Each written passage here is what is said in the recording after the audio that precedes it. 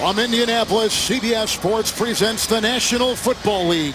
It's the San Diego Chargers and the Indianapolis Colts. Hi, everyone. Kevin Harlan alongside former NFL MVP Rich Gannon. Give me your headline today. Well, Kevin, for the third straight year, the Colts are off to an 0-2 start. They are desperate for a win for San Diego. Once again, the injury bug has struck on offense at wide receiver and running back, and yet Phillip Rivers continues to put up big numbers. Our broadcast today is coming to you in Spanish. We're available using the SAP button on your television. Mike McCoy is the head coach of the San Diego Chargers. He was the offensive coordinator in Denver. And there's a look at Chuck Pagano. His brother is the defensive coordinator for San Diego. The Chargers won the toss. They have deferred. It's short. Here comes Quan Bray, and we are underway with a nice tackle made by Denzel Perryman, who's a starting linebacker. It's an 18-yard return. Andrew Luck was sensational week 1 against Detroit. Not as good last week against Denver. Nonetheless, the number 2 graded quarterback coming into today in the NFL. Yeah, Kevin, but they've got to do a better job keeping the pocket clean around Andrew Luck. You know he has excellent football aptitude. He makes quick and decisive decisions with the football. They just got to clean up the protection in front of him. Couple rookies on that Indy offensive line today, and we'll talk about that in just 1 second with the Frank Gore handoff on 1st and 10. And then it looks like Mebane brings him down after a gain of 5 and up to the 27-yard line. Offensive line issues a concern. Luck is pressured as much as any quarterback in the league. A rookie starting at center, Ryan Kelly. And then a rookie at the right guard, Joe Haig. First NFL snaps today. Without injured wide receiver Dante Moncrief, they need T.Y. Hilton to do more. Just 1 deep catch this season so far. Not off to his typical start. 2nd down and 5. Gore remains. And Allen is the tight end. With time, and Allen makes the grab. Te'o is there. And also making the hit in the secondary for the Chargers was Dexter McCoy getting the start. Yeah, you just look at Allen. He's going to be working right up in the middle of the field. Doing a nice job with the motion and the movement before the snap of the football. And you see the hole right in the middle of that San Diego secondary. Andrew Luck last week against Denver was 21 of 40, 197 through the air. It is a 1st and 10 from the 41. Line holds up. On the cross, the other tight end is Jack Doyle. He was brought down in the play by Perriman. Stopping the run has been an early issue with San Diego. Brandon Mebane, the newest member of the defensive line, he and Legion help on that pass rush. As does outside linebacker Melvin Ingram. Manti Te'o leads him in tackles. The secondary has been playing very well. Verrett and Flowers have been as good a tandem as you find in the league. Dexter McCoy is starting today for the injured at eye, and there's John Pagano. His defense ranked overall number 23. 2nd down and 6 from the 45. This is Gore. And a good tackle made once again by Perriman. Stanzo could not get out of the way. It's a gain of 3 up to the 47-yard line. When you look at Gore, Kevin, I think he's really the key to it. They've got to make a commitment to running the football. He's still a talented back. He can still get it done between the tackles. But when push comes to shove, regardless of who's calling plays over the last couple of years, they've deferred to Andrew Luck. At some point, you have to make a commitment to the running game. Extra receiver here is Chester Rogers. 5 in the secondary. Also brought in their nickel linebacker, Jatavis Brown. It is 3rd down and 2. Good pocket. Good throw. This is Philip Dorsett working on Flowers. It's a catch and run all the way to the 35 of San Diego. 18-yard gain, 1st down, Indy. This is what you have to deal with Philip Dorsett. The quickness, his ability to start inside reverse field and really make the cornerback, in this case Brandon Flowers, really work through the wash. He has that suddenness and that change of direction that makes him very difficult to cover in the slot. Bowers has not given up a lot of yards. He has given up some catches. We saw the biggest gain against him so far. Good start for Luck. 1st and 10. Get a couple tight ends once again. Luck moves up nicely. Costanzo with the block, and then a late hit. Out of bounds it goes on the throw. Ingram was providing pressure. It's 2nd down. Kevin, this is progress from Andrew Luck. I mean, I love seeing this. First of all, I love their tight end usage. But watch Luck. He'll step up in the pocket. He decides to pull it down. Now watch here right at the very end. Watch him throw the ball away and avoid the ugly hit. Something that he refused to do his first 4 seasons. Quarterbacks hate to give up on plays, don't they, Rich? They do, but Kevin, it's all about availability. He has taken way too many hits through his first 4 seasons. On the most this year so far is 2nd down and 10. 7th play of the opening drive of the game. Gore. Doyle was leading the way, and on his back he finds the defensive back. Dexter McCoyle making the start today for an eye and a gain of 5. Let's look at the scouting report. The Indianapolis Colts, obviously the quarterback play has always been a strength. You look at the offensive line play, Kevin, it's got to be better. They're young at center, rookie Kelly, and of course the right guard Haig. You look at the San Diego defense, the corner play, Verrett, Flowers, Hayward have been outstanding. Where they have to improve is their run defense. Still a bit of a weakness through the first 2 games.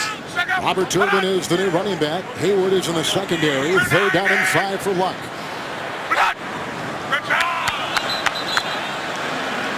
Our referee today is Ron Torbert. Looked like Itachi may have jumped a little bit early on that San Diego side. They got both of them. They've got both Itachi and Ingram. Neutral zone infraction.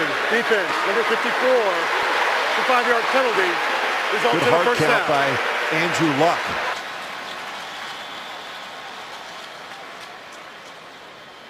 It's really important early in games. You don't want to allow that front 7 of San Diego to get a real bead on your snap count. And good veteran quarterbacks have the ability to change up the snap count early. That helps the big men up front. And Rich, they get a 1st down with the penalty.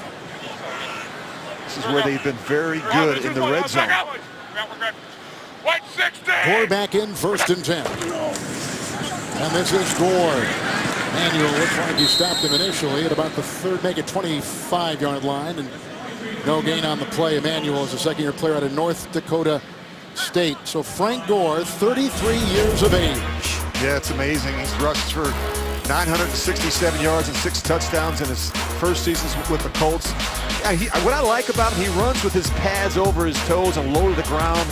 Doesn't have that straight line speed that you like anymore at the running back position, but you can't arm tackle a back like that. He'll run right through those type of tackles. Turbin just checked in. 2nd down and 8 to make it 2nd down and 10.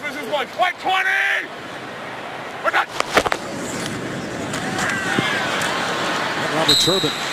He's going to carry Emmanuel with him as he slithers his way inside the 20. And he picks up 6 on the run.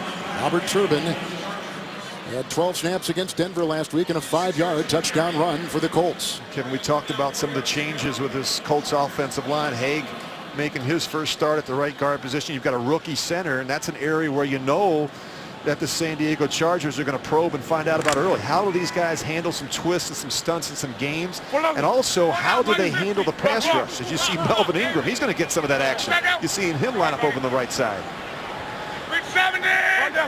Hayward is in 3rd and 5. Turbin with the block. And he's going for the end zone. The coverage by Verrett. They were going for T.Y. Hilton. Verrett is one of the best cornerbacks in pro football, as good as there was a season ago in the NFL. This is going to be a great matchup all day, watching Jason Verrett match up on T.Y. Hilton. Love the conversation, Kevin, we had with John Pagano, the defensive coordinator, yesterday. He said Verrett wants the challenge each week of matching up against the best wide receiver. He said it drives him crazy if he gives up even a simple completion. Here's Adam Vinatieri, 29 consecutive field goals made. He hasn't missed since early last year. He's had some kicks this year of 50, 48, and 52. He's made this a 38-yarder for the game's first score, and the Colts on top. There was a pass to Allen. There was a pass to Dorsett. Allen picked up 14. Dorsett picked up 18 on a catch and run. They get the 38-yard field goal, and Rich take an early 3-0 lead over the visiting Chargers. This is what they have to do. They have to get off to some better starts, Kevin.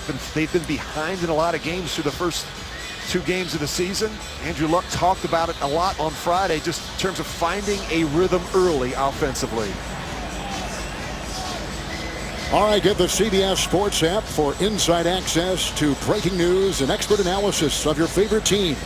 It has everything you need. Download the CBS Sports app today. So 11 plays, a nice drive engineered by Andrew Luck.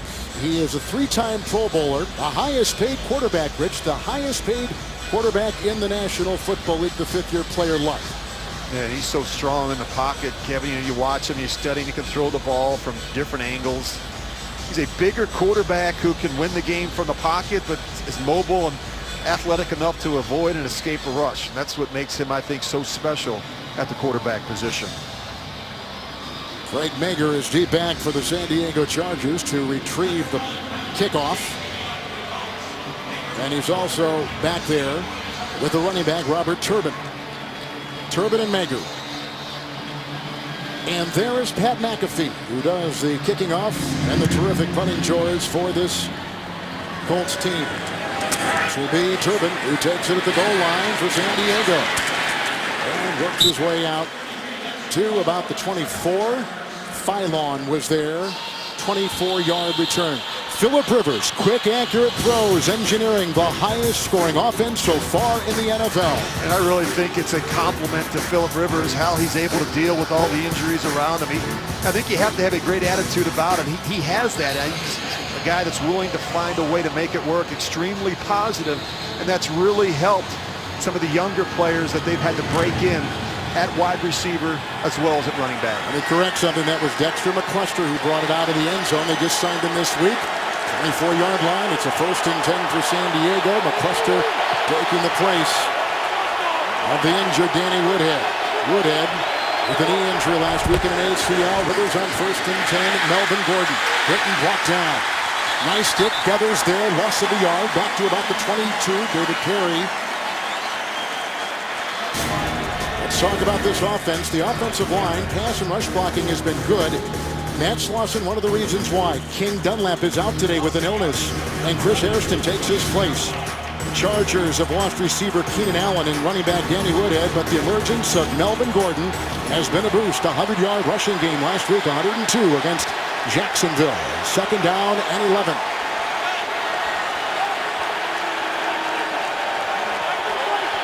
Bottom of your screen, you see Tyrell Williams. On top, Dontrell Inman. And that's where they go with a pass to the outside, caught by the tight end, Hunter Henry. He picks up 5. Gates not playing today. Let's take you to New York. Win number 1 for Miami. Yes, it is. You're going to see in overtime, Jay Ajayi takes the 11-yard walk-off touchdown, 30-24. Miami beats Cleveland in overtime. Back to Kevin Harlan and Rich Gannon. Guys, thank you very much.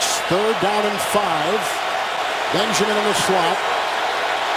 Gordon stays and back with Rivers. Well, you really got to make sure this guy right here gets off to a good start. Chris Hairston taking the place of King Dunlap. Good block by Gordon. On the move and drops by Tyrell Williams. It would have been good for a 1st down. Vontae Davis was there covering. Davis is back today from injury. He's going to help that secondary. And Williams can't hold on. Well, this is the catch you have to make, Kevin. Sometimes you get screened, you don't see it come out of the pile, but Phillip Rivers puts that in a place where Tyrell Williams has to make the catch. Quan Bray is deep back for Drew Kazer's punt. Kazer's averaging 39 yards a punt.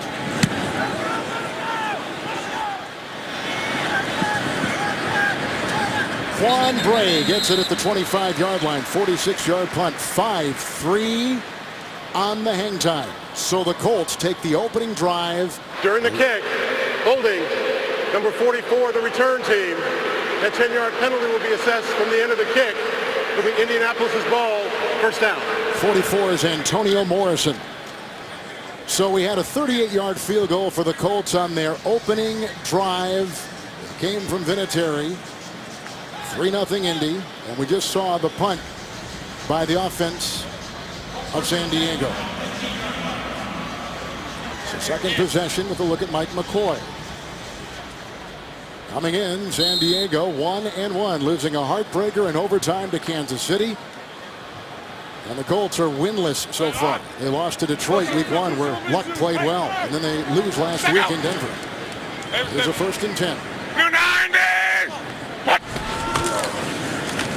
And this is Gore into the secondary. Look at him chug away. One of the top rushers in the history of the NFL. Number 13, a hard-earned 12. And the tackle was made by Teo. Well, he gets some help from Jack Doyle. He'll get the kick-out blocker. Watch Frank Gore finish this run. Watch him lower the boom on the safety. Watch him always seems to be falling forward at the end of runs. That's a good shot of look at watch him knock back the safety Dwight Lowery at the end of that run.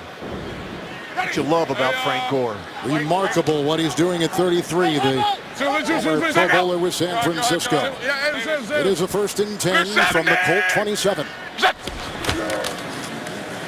Gore again. This tackle's on the play and finally brought down by Lowry, a former Colt. It's a 6-yard pickup and he's up to the 33. Well, we have some notable inactives today. First of all, for the San Diego Chargers, a guy in the secondary out. McCoyle taking his place.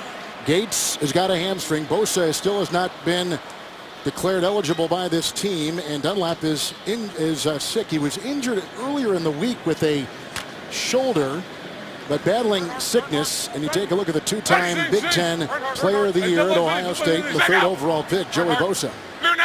Still limited in practice, battling a hamstring. 2nd down and 3. Nice block by the rookie center. And they go to a wide open receiver downfield. And that is T.Y. Hilton. Tackle made by Teo. 24-yard pickup. Nice throw by Luck. Good protection from the line. 1st down. Boy, T.Y. Hilton, he can create some separation in a hurry. You're just going to see he's going to be working from a tight position. You see he starts outside. He gets up on the heels of Jason Verrett and really turns him around. Verrett never feels him come out of that break. Well, that'll be a handful today for Jason Verrett. 3-time Pro Bowler Hilton. 1st down and 10. And that may have been tipped at the line. They were going for Hilton outside. Verrett was on the coverage. Incomplete pass. Verrett's going to need some help here, Kevin. The one thing that you worry about when you line up against T.Y. Hilton is him running by you. And watch Verrett. He's going to get turned. He doesn't want to get beat deep. And watch T.Y. Hilton put his foot in the ground and create that separation. There's 5 yards between the corner and the receiver. To help on T.Y. Hilton early. Hilton battling a knee, limited in practice this week. Had 4 catches against Denver. 2nd down and 10. Blue 90!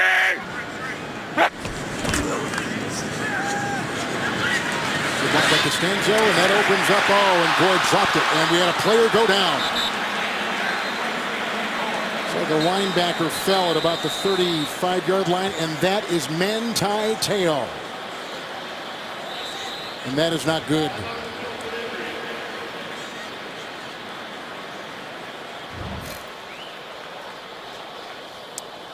Leading tackler for the Chargers is down. We'll step aside. Rich, we began the broadcast talking about all the injuries for the San Diego Chargers. This is one team, Kevin, that can't afford any more of the injuries. You just look right in the middle of your screen there. Good look at Manti Te'o. It's tough to tell whether it's a knee or an ankle. I thought initially maybe it was an ankle. He's just covering the back out of the backfield, plants awkwardly, and then goes right down. It's a 3rd and 10. Brown is coming as a linebacker. Looked like Perriman may have moved a little bit on the hard count by Luck. It's a couple times now that Andrew Luck has caught the neutral zone in Chargers practice. in the neutral zone. Number 52, 5-yard penalty, still 3rd down. Well, the Chargers already lost 2 prominent players for the season. Week 1 at Kansas City, their terrific wide receiver Keenan Allen tore his ACL. And then the next week, last week against Jacksonville, running back Danny Woodhead tore his ACL trying to catch a pass. They lost Stevie Johnson in preseason. So they lost 2 starting wide receivers. The terrific Woodhead. Here's a 3rd and 5 with the injury still being looked at. Manti Te'o across the way. Turbin was in the backfield. Luck Gets away. Oh, and he's got his receiver. Hits the back of the defending Jatavis Brown. They were going for the receiver, Philip Dorsett, down the sideline. It took a while for Andrew Luck to get there, but boy, he had a great opportunity with the matchup that they wanted. The receiver on the linebacker. Better throw here, probably gets it done. Not an easy throw for Andrew Luck as he's moving to his left, but clearly Dorsett had Brown beat. As a quarterback, you lick your chops on that, don't you, when you're a good receiver, fleet-footed receiver. You've got a linebacker. Here is a 55-yard field goal try by Adam Vinatieri. He's made 30 straight. He's made 31 in a row. Flag has been thrown. That offside penalty gave him the 5 yards to get the 55 away. Let's see what this is all about. As Ron Torbert, this crew, by the way, has 7 different officials who have worked Super Bowls.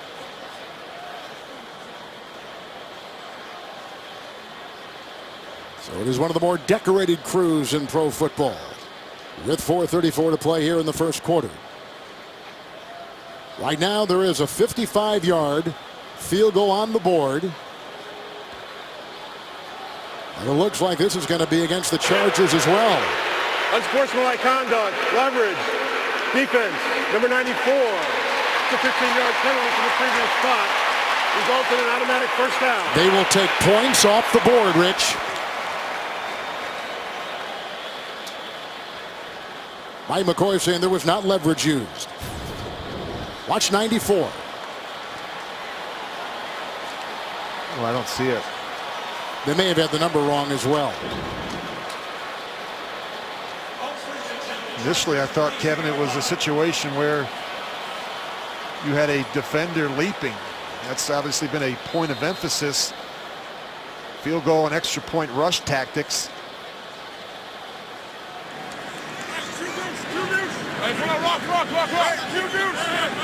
Gore in the backfield. Again, the 2 tight ends, 7th play of this Luck-led drive.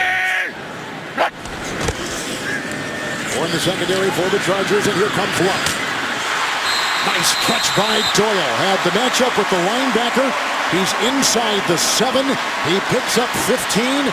It's first and goal to go, Indianapolis. Ken, I talked about how I admire their tight end usage. You know, Doyle may not be the fastest tight end, but he does a lot of the little things right. He's willing to stick his nose in there and block. He's a very good route runner, and he's got better hands than you give him credit for. This is a terrific catch on the boundary. With Fleener gone, Doyle has seen more time, certainly. He's from Indy, from Cathedral High School. First and goal at the 6. Check out. Yeah. The 90. Fake to Gore. And dropped Allen, the tight end, who had some company on the way.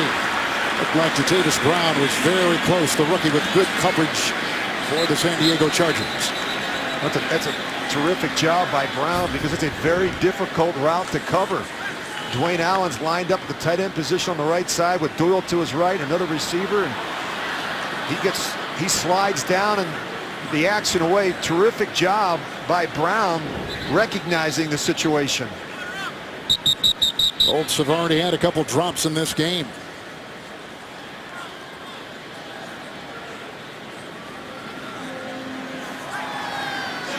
Got a player that was shaken up. That was Verrett. And they will look at him on the side. That's the reason for the stoppage of play.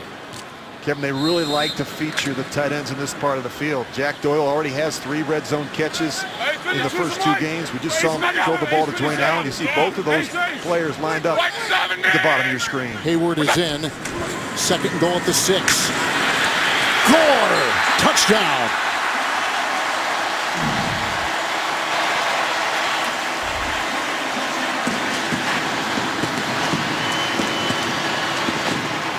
Frank Gore has scored his first rushing touchdown of the season.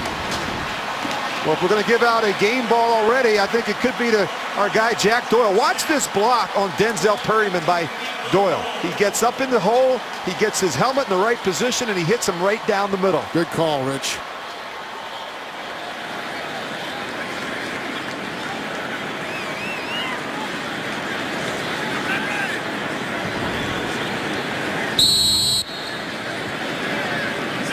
the extra point by Adam Vinatieri. And it is 10-0 Indy with 3:39 to play. He's making his 79th consecutive start today. Frank Gore, 12 years in the NFL, finds 6 the hard way. The NFL on CBS is sponsored by Southwest. Yes to low fares with nothing to hide. That's transparency. DirecTV. If you call yourself a sports fan, you gotta get DirecTV. And by the all-new Honda Ridgeline for truck tough things and everyday things. Colts have scored on their first 2 possessions today. Well, during the national anthem, several players on both sides protesting police brutality and bringing awareness to social injustice. Several players said they respected the demonstration earlier this week from the WNBA Indiana Fever team. They all took to a knee during the anthem before a game Wednesday here.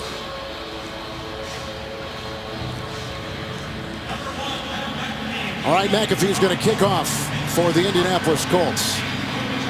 D-back, along with McCluster, is Craig Mager. A 38-yard field goal by Vinatieri, a 6-yard touchdown run by Frank Gore, and the ensuing kickoff. McCluster, the former Tennessee Titan and Chief, to a knee. So Rivers will get it for a second time. It is 25 when we come back from Indy on CBS. Your weekend starts on Thursday when the Miami Dolphins battle the Cincinnati Bengals. Thursday night football on NFL Network, 8 o'clock. Well, there's got to be a sense of urgency from Phillip Rivers in this offense, down 10-0 here in the first quarter. Don't want to fall behind by 3 scores on the road. Henry, the tight end, in for the injured Gates, not playing today and active. First and 10. Fake to Gordon. Rivers, who does not throw long often, is downfield with a nice catch made by Inman. Morris makes the stop. 14-yard pickup. Let's take you to New York. Kevin, another excellent tight end in Kansas City. Off of a Marcus Peters interception, Alex Smith hits Travis Kelce for the 12-yard touchdown. Chiefs go up 7-0. This one dances a little bit better than that old guy. Well, I know Rich Gannon can move, but you know what? I think Kevin Harlan can move. Back to Kevin. Who was that old guy? Do you recall that? Again, we're number 88 for the Chiefs. Tony Right? G. Yeah. Good to hear James and Tony back in our studios. What a day, some close games in the NFL, and all afternoon long we'll be bringing you updates. You're looking at Inman. Looks like a contact. After the 14-yard pickup, it is a first and 10, Melvin Gordon. Diving in the middle. Nice tackle made right there by Langford. It is a gain of 2. He's up just beyond the 40-yard line. Well, the word initially from the San Diego sideline, Manti Te'o, an Achilles injury, and out for the rest of the afternoon. And it did not look good, did it, Rich? No, it really did. And you hate to hear about these injuries. And Manti Te'o has been playing really well, Kevin, the leading tackler from a season ago.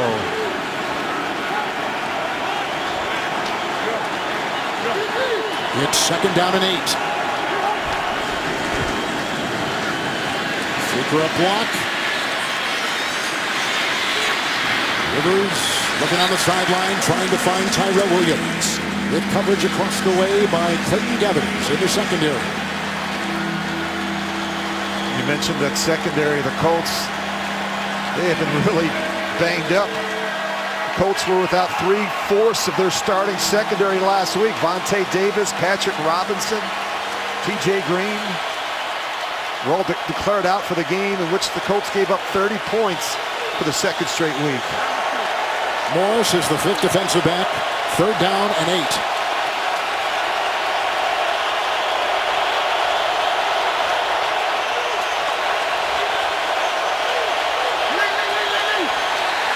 There's 0 on the play clock.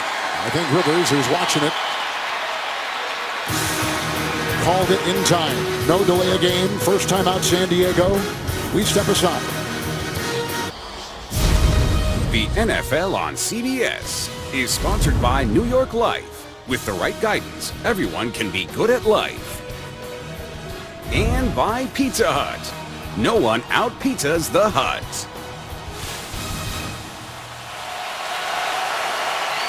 We haven't given you the lineup on the defense for the Colts, but Henry Anderson is playing today for the first time in about a year. More on him later. 3rd and 8 after the timeout.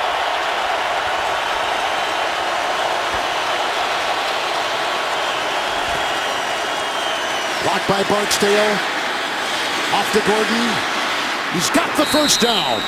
Forced out of bounds by T.J. Green on 3rd and 8. He picks up 10 on the fly and takes it down to the 49-yard line of Indianapolis. We're not used to seeing a lot of Melvin Gordon on the field in these 3rd down situations. That was really Danny Woodhead's role, but he's going to do more of that and become more accomplished with the protections and the route running. But that was a terrific job there, not only catching the ball, but breaking a tackle to get the first down. Only his 4th reception of the season, Melvin Gordon. Knee issues last year, microfracture surgery in January, and has a new lease on life. He's having a terrific start to the season. His 2nd in the NFL. 1st and 10. Gordon again. All over the place. That time Antonio Morrison and others. Morrison is a rookie out of Florida. Brings him down. Gain of a yard to the 47-yard line of the Colts. Tonight on CBS, the agents of NCIS Los Angeles start the new season on a new night. Don't miss LL Cool J and Chris O'Donnell in NCIS Los Angeles. It's tonight after 60 minutes, only CBS. 2nd down 9. Kent Wiesnut is the new offensive coordinator for San Diego. He calls the plays. Former head coach at Tennessee. 2nd down and 9. Rivers wide open in the middle. They get off to Sean McGrath, who takes it down to the 32. Adams tripped him up. Then Jackson brings him down. It's a 13-yard catch and run. The Chargers are moving. You look on the right side of your screen, McGrath delay a little bit. He's just going to work over the football. He just unfortunately runs into the other tight end.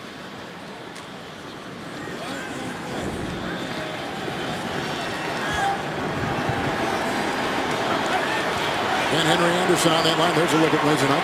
It's a 1st down and 10. Henry Anderson is on that line. He's been active. He blew a knee last November, toward the ACL. He might have been their best defender a season ago. 1st and 10. Rivers, and looking downfield for Dontrell Inman, a former Canadian Football League player, with the coverage by Antonio Cromartie. I mentioned getting healthy in the secondary and getting a couple of their starters back. And Antonio Cromartie's played a lot of snaps the first 2 weeks. Getting Vontae Davis back on the other side, Kevin, should really help this secondary.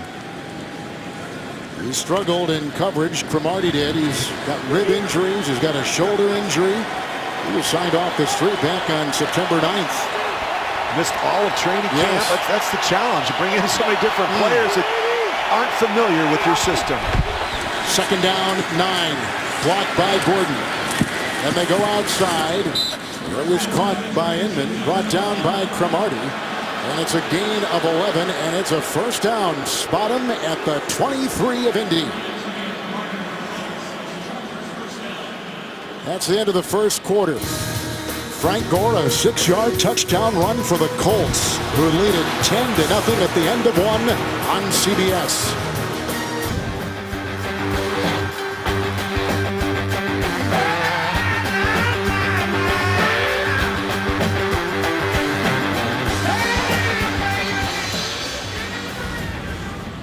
One quarter in the books here. We've had a Vinatieri field goal and a 6-yard touchdown run by Gore. Those through the first 15 minutes of the game. And the Colts have challenged the catch in the previous end of the 1st quarter by Dontrell Inman. It looks like a catch to me, Kevin. Clearly he has possession there. He takes a couple steps. Whether he had the 1st down or not is... Indianapolis has challenged the ruling on the field on the previous play. But the runner made the line to gain. We'll review the play. It almost looks like a gain of 9, Rich, on that 2nd and 10. Chuck Pagano has challenged this one for Indy. Chuck Pagano, the Colts head coach, is challenging the spot of this catch by San Diego receiver Dontrell Inman. Yeah, I think he's going to be a yard short. You go back and look at it. Initially, I was confused as to why they were challenging, but you look, watch the right foot. Clearly, he's at the 25-yard line. That first down marker is at the 24-yard line. I think it'll be 3rd and 1. Good look at it right here. You're right about the 25-yard line. Good challenge by Chuck Pagano.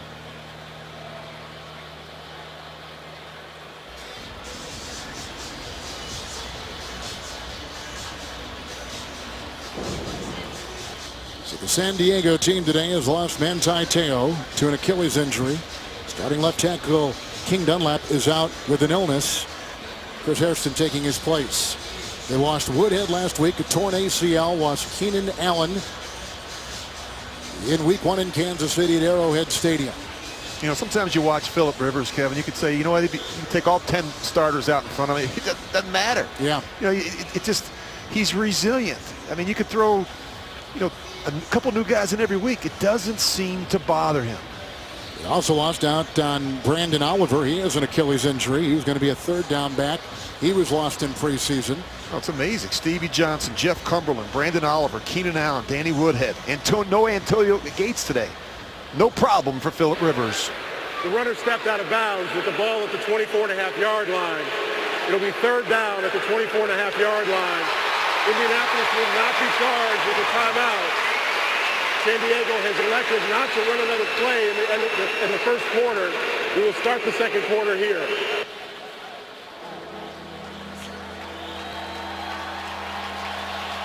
It'll be 3rd down. And Kevin, this may even be 4-down territory. I mean, there's a chance that Mike McCoy may decide to go for it on 4th and short.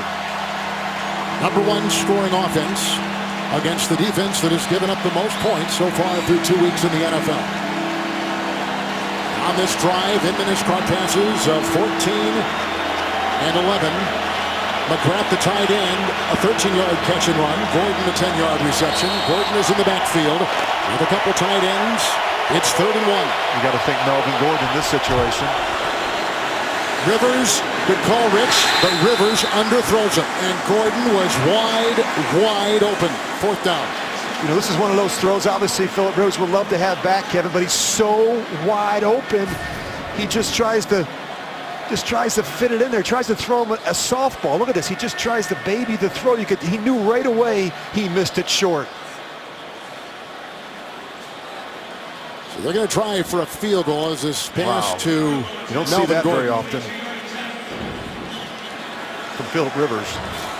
It's Josh Lambeau, who is 3 of 4, and his field goal will put the Chargers on the board. A 42-yard field goal try, and it is 10-3 with a new score in Indy and 9 seconds into the second quarter.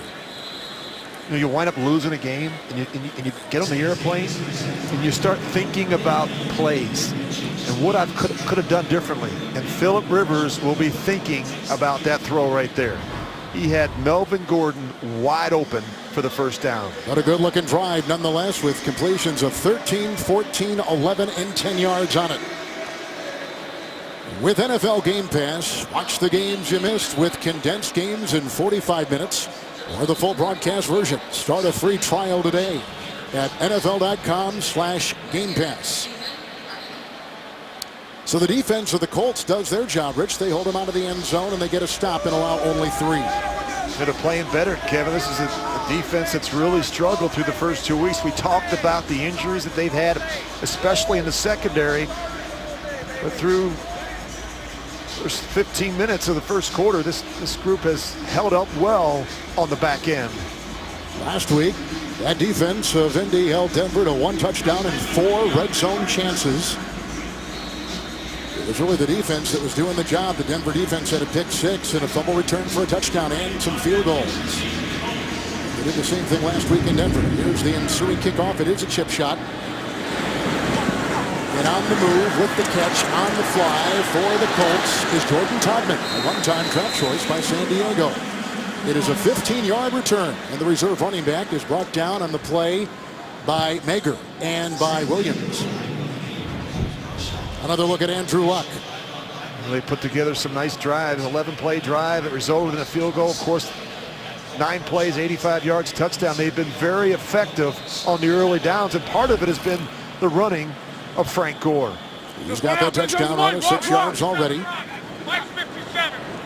Tavis Brown taking the place of the injured Manti Te'o. 1st and 10 for Luck.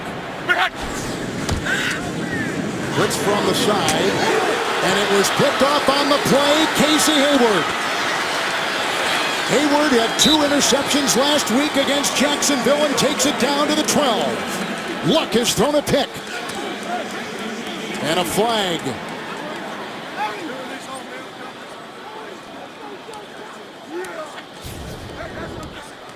Well, this is a terrific play by Casey Hayward. He had 2 interceptions last week against Jacksonville. He's just sitting on this route. Philip Rivers trying to throw this one to Chester Rogers, the rookie. Personal foul, grabbing the face mask, number 80 of Indianapolis. Half the distance to the goal from the end of the play. San Diego's ball, first down. Hayward is playing well. A couple picks last week, as we said, against Bortles of Jacksonville. And this is the first time since 2009 that the Chargers have started the season with interceptions in their first 3 games. I mentioned Kevin Hayward coming over in free agency from the Packers at 2 interceptions last week against Blake Bortles. Another one here today against Andrew Luck. This group of corners, Hayward, Flowers, and Verrett, playing as well as any trio in football. It's 1st and goal to go. Luck sees something. He brings his tight end in. That is Hunter Henry.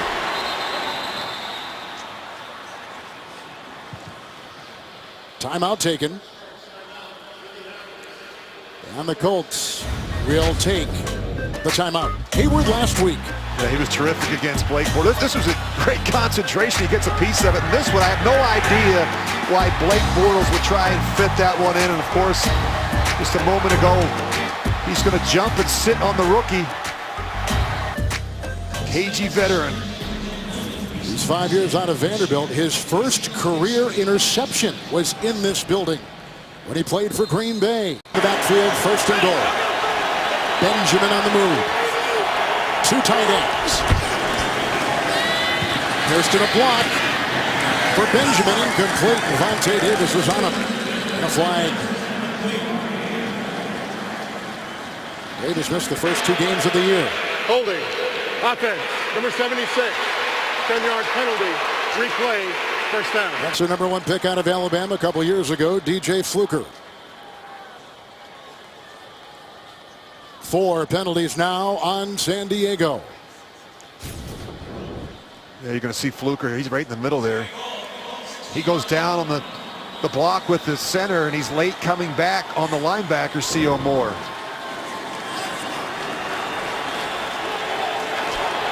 First and goal at the 16.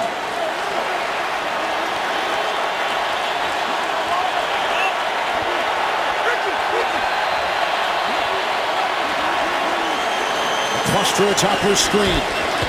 Rivers blocked by Hairston. They go for the wide open McCluster.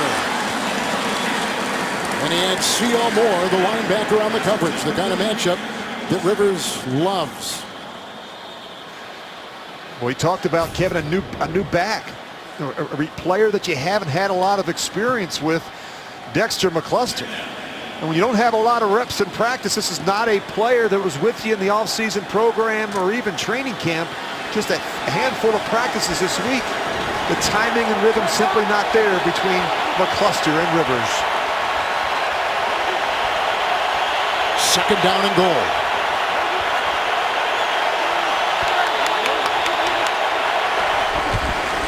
They send out Gordon.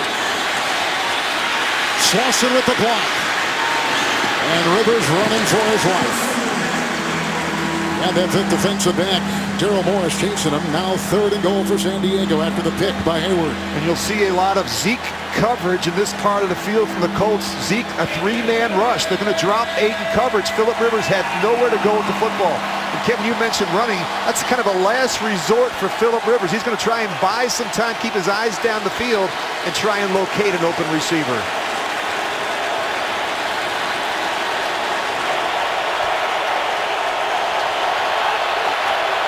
It's 3rd and goal.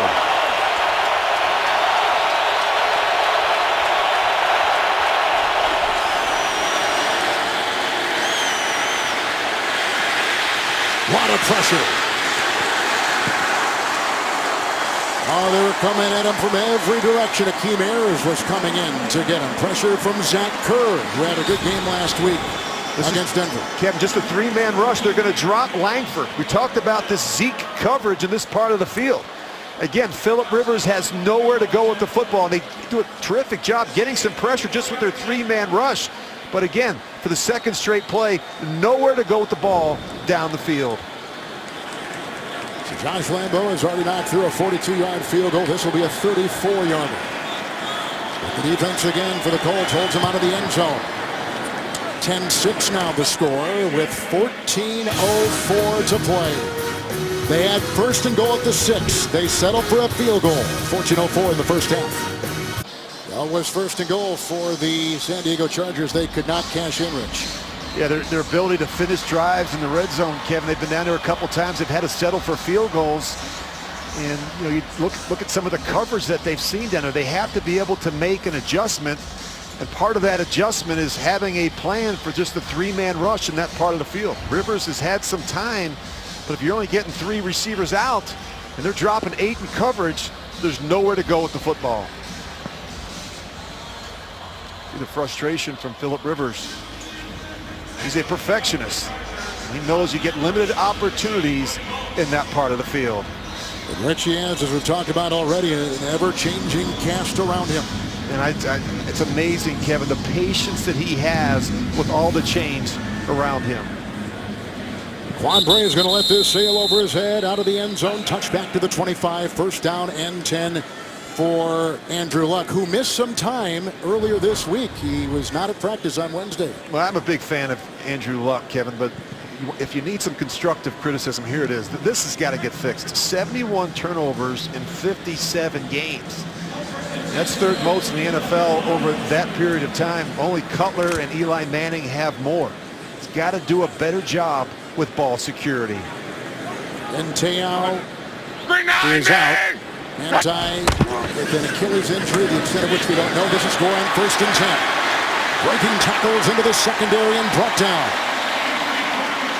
Looked like Adrian Phillips finally got him along with Lowry. It's a 19-yard burst for Frank Gore. By the way, the Colts have not had a singular 100-yard rusher in 58 consecutive games.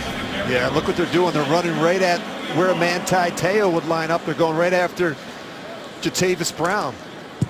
Getting some good movement off the left side of that offensive line. Gore now 55 yards on 8 carries. He's still in there with a 1st and 10 handoff. That's spun around. So again, with Te'o out, it is Brown taking the place, the rookie. And I really believe that Frank Gore is a tempo setter. He just runs with great physicalness, and he's a finisher, and I think he makes everyone around him better. And these offensive linemen, they get excited when they see 23 lower the boom. Interesting numbers right there. The all-time 49er rusher. 8 1,000-yard seasons for him. They bring in Turbin. It's 2nd down and 9. Doyle is back there. We've seen some good blocks by the tight end. Offers one right here, trying to seal the edge. And then Legic jumps on his back, and there's no gain in the play, and they stay at the 45. There's Casey Hayward again. Down around the line of scrimmage, sticking his nose right in there, making a tackle. You're going to play for John Pagano, and you're going to play corner. You better be physical, and you better show up and run support. Good look at John. Done a terrific job. You talk about injuries. Last year, every week he wasn't sure who was going to line up for him. Josh Ferguson, a rookie free agent out of Illinois, is in the backfield on a 3rd and 9 for Luck. Atachu coming through. Luck is pressured. And down he goes. There was pressure from Perriman. There's a flag downfield at the 45-yard line of San Diego. It looks like it's on the Charger D. They're going to get Verrett for holding, I believe. Prior to the pass, holding, defense, number 22, 5-yard penalty, Automatic, first down. On 3rd and 9. This is a great look at Jason Verrett. He's struggling a little bit with T.Y. Hilton's speed off the line of scrimmage. He is so quick and so sudden off the snap. Rich, that is the 3rd first down for the Colts via a San Diego penalty in the game. Kills you, you can't get off the field on 3rd down. Ferguson remains in the backfield. It is a 1st and 10 for Luck. Oh, there's pressure. He goes underneath, and there's Doyle, who is hit by Harriman. The pressure came from Melvin Ingram on the side. The outlet was the tight end. He picks up 6, Rich, to the 44 of the Chargers. The great thing about Andrew Luck, Kevin, he always seems to have a quick answer throw when he gets rushed or he gets in trouble. He knows he's able to work through the progressions. That's one of the things that Rob Chudzinski's worked really hard on with Andrew Luck in the offseason, speeding up that process, getting through his progressions quicker and more efficiently. Hey, check out. Down in 4. Gore is back in. 7. Yeah, Avis. Allen a block. The stiff arm takes him right into the defense of Lowry, then brought down in the secondary, taken by Adrian Phillips. It is a burst of 9. He's down to the 35 of San Diego. Boy, is he running well. When you look at the Colts, their ability to use the tight end as a fullback for Frank Gore. We've seen it with Doyle, and now we see it with Dwayne Allen. Are they missing Teo? Well, they are, Kevin. I mean, he's a run stuffer. He's a guy that's got experience. He's their signal caller in there. And not having him in there has got to be unsettling for that front 7.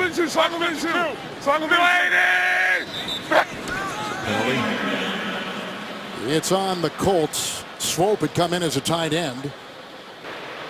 Ball start. Offense, number 76. 5-yard penalty, first down. Joe Wright.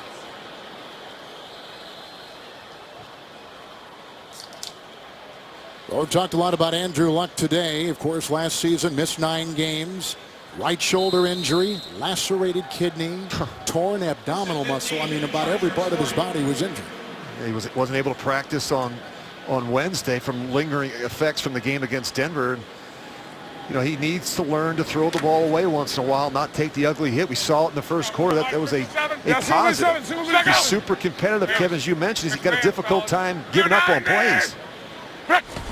Rodgers, an extra wide receiver, 1st and 15. They dump it off Doyle. He looks for a block. He gets one. And the rookie center leading the way. He got one, first of all, from the rookie Joe Haig, and then the other rookie, the center Ryan Kelly, leading the way. A 14-yard catch and run. It's Doyle, the tight end, to the 26 of San Diego. This is a good-looking screen. You're going to see the tight end up top. He's going to block first, and then he turns right back around, and he gets behind that big offensive line. There's a reason why they used that first-round pick on Ryan Kelly. He is going to be a good one for the Colts. From Alabama. Highest rated Colt offensive lineman last week in Denver by Pro Football Focus. 2nd down and 1. White 90. Gore again. Blocked by the tight end, Doyle, and Allen both over there, turning him in. It was a Lowry tackle. It's a gain of 5, and Gore has captured another first down to the 21 of San Diego. And when you got a back that's running hot, you got to keep giving him the rock. You look at Frank Gore, 11 carries, 70 yards already. Look at that number, as you point out, Kevin. 52 games, 52 regular season games where they haven't had a 100-yard rusher. It's amazing. You have to go all the way back to 2012. Week 15 of 2012, Vic Bowder did it. He went for 105.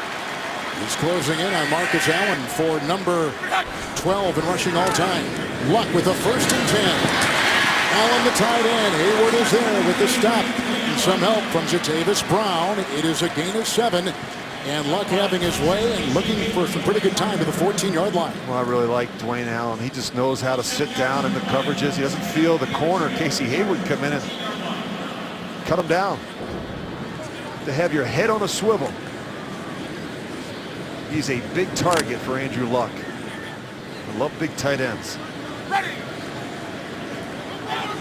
Josh Ferguson is in as a running back. 2nd down and 3. Long drives, too, by this Colt team. They send it off to Ferguson, a decorated running back at the University of Illinois with the gain of 1 for the rookie free agent. He's down to about the 13. You just got the sense, Kevin, we visited with Andrew Luck on Friday, that this team was close. He said he was frustrated that they had established a rhythm early, really put together 4 good quarters of football, something they hadn't done so far this season. Well, he's benefiting from a good running game today, and Frank Gore has led the way. Gore is back in.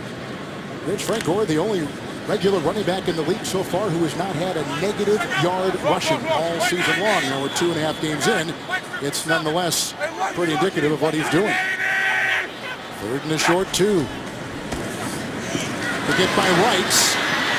Wreck is slippery, and then finally brought down by Perriman. Rush was right there. First sack of the day by San Diego's D. Back to the 15 of the Chargers. That's just really good defense. They get it done with the 4-man rush, and then Denzel Perryman is able to come in there and clean it up. We talked about the problems protecting Luck coming into the game. Well, San Diego has said if they can get pressure on Luck with a 4-man rush, that they've really got a chance in this one. Look at Perryman. He comes flying in there and takes out the legs of Andrew Luck. Here's Adam Vinatieri, 3-time Pro Bowler, 21 years in the league, and he'll tack on 3 more. 13-6, the Colts. Gore ran 1 for 19. Doyle caught 1 for 14. They end up with a 33-yard field goal. 6:25 first half. The NFL on CBS is sponsored by AutoTrader. Find your perfect new, used, or certified car on AutoTrader. The Home Depot. More saving, more doing. And by Align Probiotic. Live 24/7 with Align. Colts are having the 3rd consecutive season with an 0-2 start. They lost against Detroit. They lost at Denver. San Diego comes in 1-1.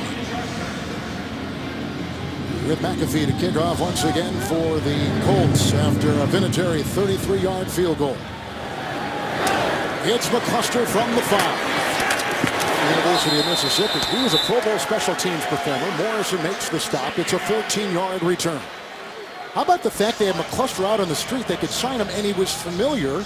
Rich, he was familiar with the offense because he was with Wisenhunt in Tennessee. Well, that really helps. And, he's in a training camp first and foremost, so you have a player that's in shape. He's got a history in the offense with Ken Wisenhunt in Tennessee. He's got recall of approximately 70-80% of the terminology, according to Wiz. And, he's, in my opinion, Kevin, a bit of a liability in protection. Maybe not as comfortable running up inside, but in space, he is extremely dangerous. The rookie Watt is the fullback on a 1st and 10. He'll be the lead way right there for Gordon. Now, coming into the game, Rich, after the gain of 4, and he's up to the 23, the Charger offense was the only offense in the NFL with more run plays than pass plays. That is not the case today. 4 rushes and 12 throws. Well, the big story right in the first half has been time of possession. I mean, San Diego's only had 16 plays where the Colts have had 30, and so there hasn't been as many opportunities, but they have to get Melvin Gordon going here, Kevin. Just 4 carries for 6 yards. It's 2nd down and 6. Small pass he likes right there. It's caught by the wide receiver Inman, who picks up 9. He goes up the middle to the 32-yard line, and rookie T.J. Green brings him down in the secondary for Indy. Rivers is really excited about Dontrell Inman. He's probably the most consistent route runner. He understands all the different positions at the wide receiver position in the offense. He can play inside, he can play outside, they can move him around. He's consistent, isn't he? Steady. He's a really good, solid player. He's 3 years on the UVA, played in the Canadian Football League, undrafted in the NFL. It's a 1st and 10 from the 32. And this is Gordon. In the block on that line from Pulley, and he picks up 5, and Akeem Ayers will bring him down at the 37-yard line. You mentioned the struggles, Kevin, that the Colts have had running the football over the last 3 seasons. Melvin Gordon, he went over 100 for just the first time in his career last week against Jacksonville. I just think that, if there's one criticism I have of the Chargers at times, they don't give him enough touches. Like in the second half, for example, the Kansas City game, they have a 21-point lead, and yet Woodhead's in there running the football and not Melvin Gordon. Trent Cole is in as an outside backer, second down 5. Oh, he's got his tight end on the move. The rookie Hunter Henry, who won the Mackey Award. He works on Antonio Morrison. Rarely does Rivers go deep, about as few times as any quarterback in the league, but he hits him right there, his tight end to the 30-yard line. And Kevin, this is the matchup they want. They want the tight end on the inside linebacker, Antonio Morrison. I mean, he's got him by 5 yards. That's what we call wide open. And a 33-yard gain. Henry from Arkansas, second-round pick, a terrific blocker. And if you're Phillip Rivers, Kevin, you have to keep attacking inside your tight ends versus the Colts linebackers. If you're joining us late, Yates injured, hamstring, inactive. Gordon on 1st and 10. Ran into a blockade. There was Zach Kerr. It's a gain of 1. He takes it just inside the Indy 30. You know, I thought it was interesting when we visited with Phillip Rivers yesterday talking about Melvin Gordon. He said he's seen a lot of these mature 3-yard runs. It's not always going to be perfect. It's not always going to be pretty and clean. Sometimes as a running back, you have to smack it up in there and just avoid the negative runs. And we're seeing more of that this season with Melvin Gordon.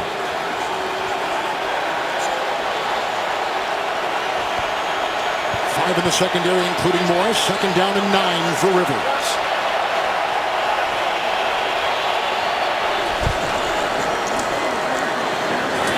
And they've got Benjamin, boys. He tough. A block ahead by Williams. T.J. Green ushers him out of bounds. A catch and run at 12. And now that Charger offense is in rhythm to the 18-yard line of Indy. First catch by Benjamin today. Talk about separation. You can't see the defender. It's usually pretty easy pickings for a quarterback. He had a 100-yard receiving day last week. Did Benjamin, 115 with 6 catches and 2 touchdowns against the Jacksonville Jaguars. 1st and 10.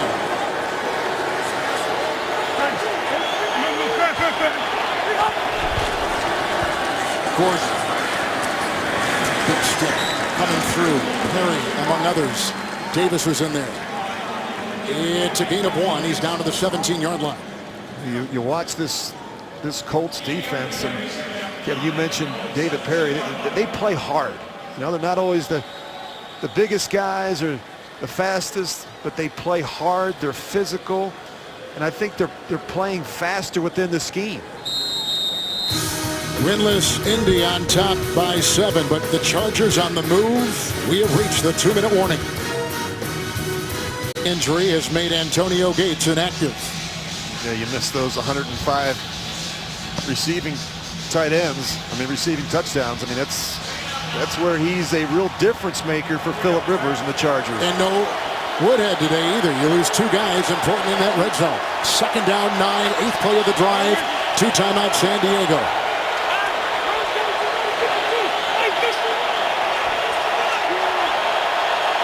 Four defensive backs. Play clock at 2. Rivers. Gordon. Incomplete. Mathis was over there. Wow, they had a big one here.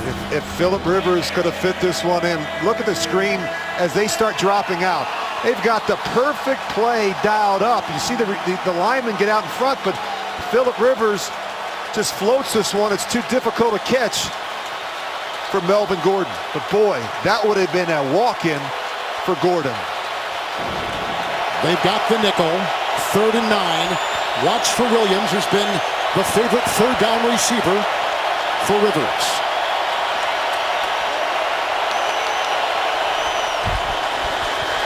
Oh, hit from behind. Walden knocks it away, and it's recovered inside by Langford. A turnover, a fumble, and Walden causes it. You're missing your starting left tackle, King Dunlap. Chris Hairston, he gets the start right here. He's just going to get whooped right around the corner. For some reason, Chris Hairston is late out of his stance. That is the first red zone turnover by San Diego in 16 games. And Walden causes it for the Colts.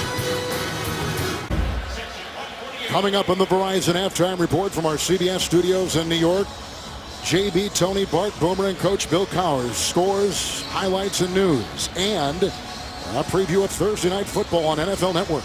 All coming up on the Verizon halftime report.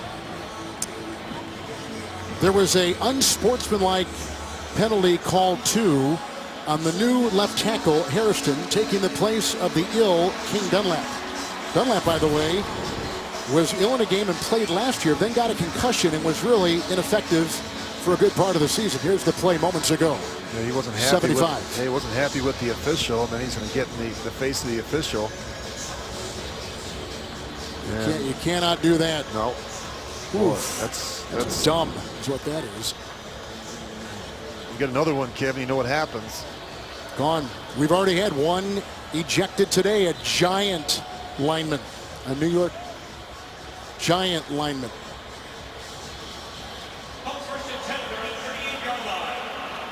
Two timeouts apiece. Gore with the touchdown run of 6. Only touchdown this afternoon. Luck gets thrown a pick. 1st and 10 from the 38. Ferguson was the running back. The rookie free agent gets it here. Brown tries to bring him out. He stepped on the chalk, and Brown with the tackle, and Ferguson picks up 7 on the fly, and he's up to the 44-yard line of Indianapolis. Plenty of time for Andrew Luck and the Colts. A minute 43. You've got 2 timeouts.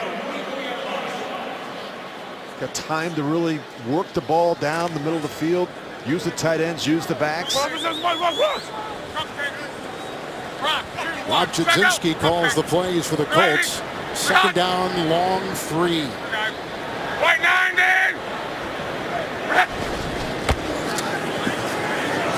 And across the middle, they have Ferguson again. And he's brought down here by the linebacker, Melvin Ingram. Jumping on his back, but not before. It's a 14-yard catch and run to the 42-yard line of the Chargers. And the Chargers really don't want Melvin Ingram dropping in coverage. They'd rather him be rushing Andrew Luck, but he's actually in a position now where he's got to drop and cover Josh Ferguson out of the backfield, and that's a mismatch. Teo is out. 1st and 10. Luck. He's up niftily, and now he's got Hilton. With a flag thrown, and down he goes. Hayward taps him on the back to the 23-yard line of San Diego. 19-yard pickup there. We'll see what this flag is all about. Had some holding penalties, Kevin, early for the Chargers. Pass, holding, defense, number 24. That penalty is declined. He's on the play for the 1st down. That's Brandon Flowers.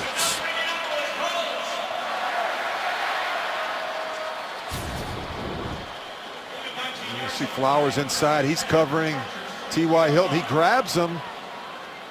He's not even playing man-to-man coverage. There's really no reason for it in that situation. He's buzzing out underneath the flat. That's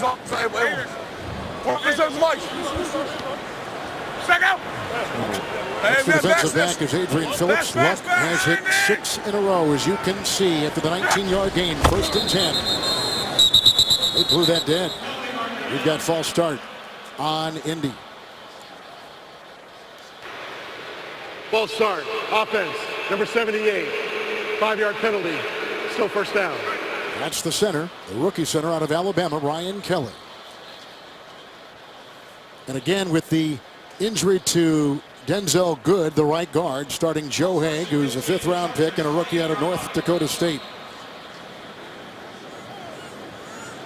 Well, the offensive line of the Colts, Kevin, has played well. We talked about that right side, getting off to a good start. Haig has played well. Joe Wright's cleaned up his act after giving up 3 sacks last week to Von Miller. He's been steady. Ferguson in the back, 1st and 15 for Luck. 2 timeouts for the Colts. Oh, he's brought down. On fumble to Tavis Brown, and it's picked up on the play by Reed. Look at Karan Reed, rumbling all the way. He'll take it to the house. No yellow on the field. What a play by San Diego's D. Another turnover for Indianapolis, the 2nd.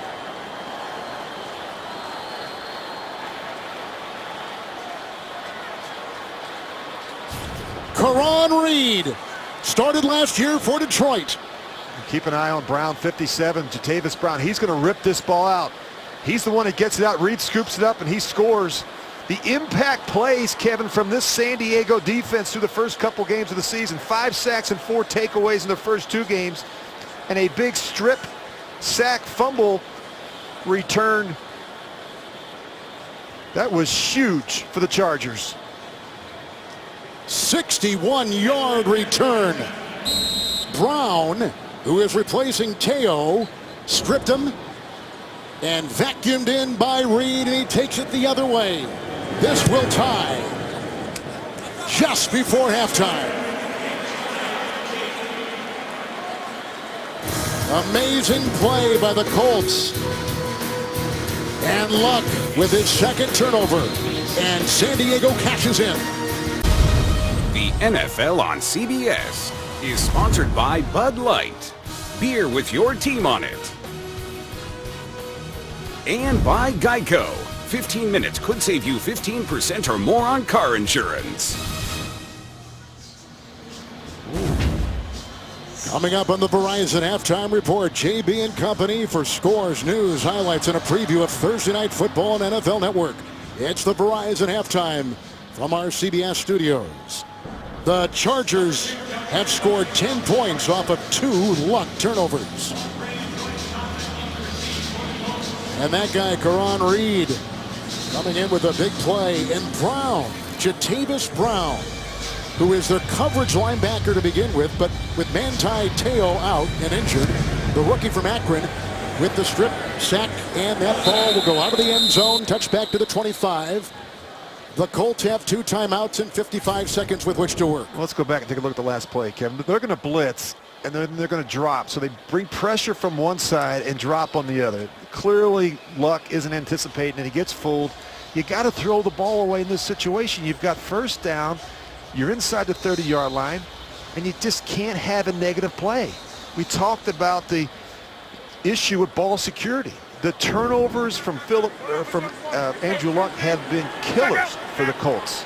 Ron Reed hasn't run that fast since he was an undergrad at Princeton running to class. Here's a 1st and 10. Gore up the middle, and he's hard to bring down. Another fumble recovered by Luck. As Gore was trilled and the ball was coughed up on the play. Another hard hit. And it was a hit by Emmanuel, the linebacker, and the ball is back to the 24-yard line. Well, what a big hit by Kyle Emmanuel. Wow, the Chargers are really starting to bring the wood. 2nd down, 11 for Luck, and again, 2 timeouts. I'm just going to run it out here. Go to the locker room at 13-13 and get it cleaned up. The momentum has clearly shifted. The winless Colts are tied after leading early 10-zip. And this is the Gore handoff. Brought down by Phylon. And the boos cascading down on the winless Colts and their quarterback, Andrew Luck. That's an ugly way to finish the half if you're the Indianapolis Colts. We're going to go to halftime in New York. We're tied at 13. Verizon halftime being put together for you from our CBS studios. You're watching the NFL on CBS. It's tied at 13 here in Indianapolis. The Chargers coming from behind and taking a chance to tie. Let's take a look at the first half highlight presented by DirecTV. Luck with his 2nd turnover. Stripped by Brown, picked up by Reed, and he flies the other way. As much as a man that big and that round can fly. But he did it, and he ties it up with the extra point. Well, all this month, we at CBS want to bring awareness to childhood cancer. So teaming up with St. Jude Research Hospital in Memphis, Tennessee, we are wearing our pins. We've got the special St. Jude's tie on.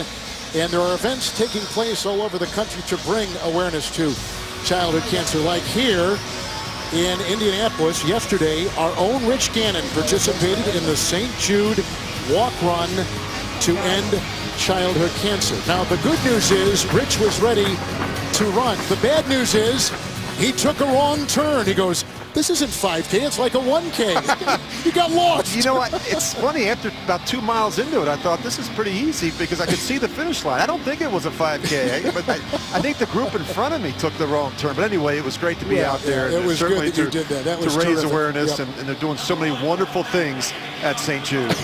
Got lost. Who gets I had a lost great on time. 5K? I had my all-time record as the fastest 5K I've ever run. I thought that was only like a 3K. You are funny, man. All right, here's the kickoff to begin the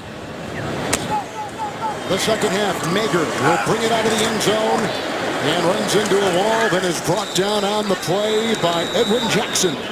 It is a 20-yard return. All right, Rich, let's talk about adjustments. Well, plenty of positives for San Diego, but offensively they need to get Melvin Gordon going, Kevin. Just 7 carries for 13 yards. Defensively, a couple sacks of Andrew Luck. They scored on defense. That's all positive. You look at the Colts, ball security continues to be an issue for this offense. And finally, you know, they've been really good and down the red zone. They've held San Diego to just 2 field goals in the first half. 20-yard line, it is a 1st and 10. Phillip Rivers, 8 of 16. The San Diego team has scored 10 points off of 2 luck turnovers. 1st and 10, Barksdale the block at the right tackle, and he's looking downfield for Benjamin with the coverage on the play by Daryl Morris. Was not in the Colts camp, signed off the street. Incomplete, 2nd down 10. Through the first half, Rich, these are some of the numbers. When you look at the rushing differential, and of course the turnovers certainly tell the story, but also time of possession. The Chargers haven't had a lot of opportunities, just 24, 25 plays in the first half. Melvin Gordon, by the way, 7 carries, 13 yards. Gore's got 70 for the Colts. 2nd down and 10.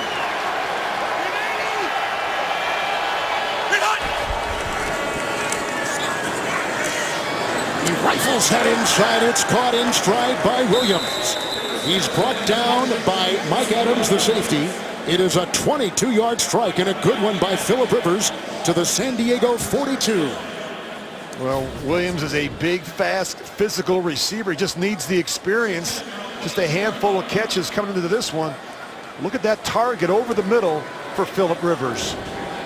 Tyrell had a 44-yard touchdown reception last week against Jacksonville. 1st and 10. They play the nickel. Gordon, 2nd catch today.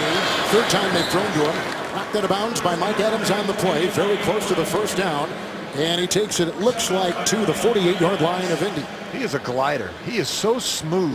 And you just look for ways to get him into the transition.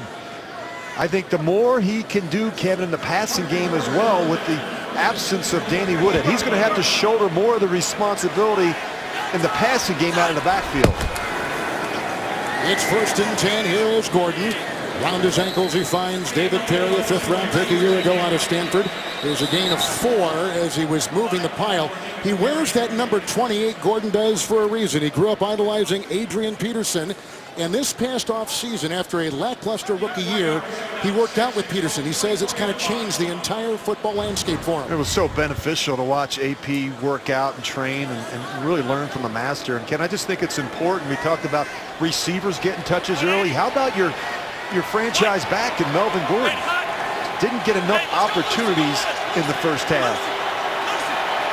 It's 2nd down and 6. They pick up the blitz of Adams. They throw to Henry, and he is brought down on the play by DeQuell Jackson. It is a gain of 6, very close to a 1st down. The rookie out of Arkansas, and a 2nd-round pick will pick it up. He's down to the Colt 37.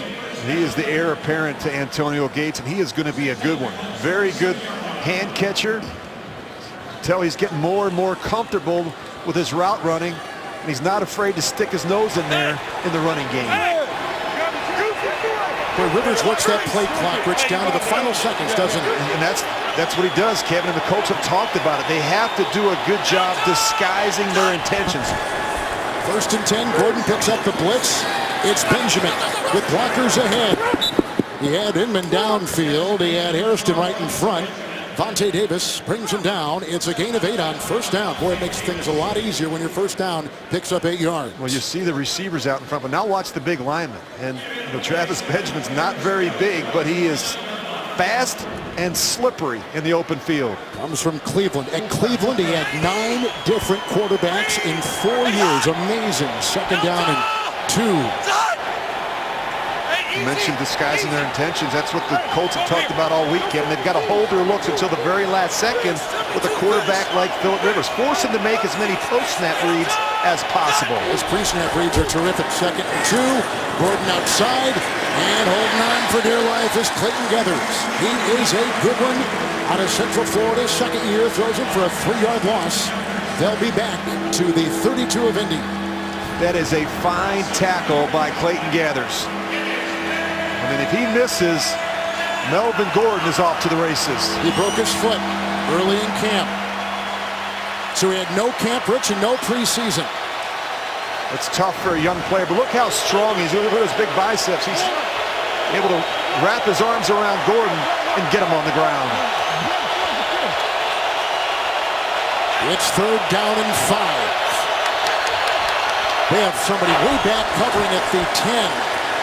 Rivers underneath. It's caught by Williams on the fly, down the sideline, picks up the first down. Bring him to the 13-yard line of Indy, 19-yard catch and run. Gathers brings him out of play. Well, it's the crossing routes that are really hurting the Colts. And they're having a difficult time passing things off. See Antonio Cromartie, he gets caught in the wash, and they can't make the switch. And Tyrell Williams has the easy catch. That was on 3rd and 5. They've thrown to him on 3rd down this season 6 times. He's converted all of them. And a player down, and that is Gathers across the way, who is more of a hybrid linebacker. You know, Rich, he plays down in that box a lot. He's a hard hitter. They're looking at him right now. There's an injury timeout in 11:04 in the 3rd from Indy. Tonight on the season premiere of 60 Minutes is the war on ISIS, a world war. The King of Jordan says it is, plus a frightening scenario about Russia and their nuclear weapons. That's tonight, only CBS. Well, Phillip Rivers has really settled down. He's at 6 in a row now. And he continues to be effective, Kevin, with the quick, accurate throws, and they're really hurting the Colts with all the crossing routes versus man-to-man coverage. It's the 9th play of the drive. McCluster will be wide, and he will be atop your screen. Nickel secondary for the Colts, 1st and 10.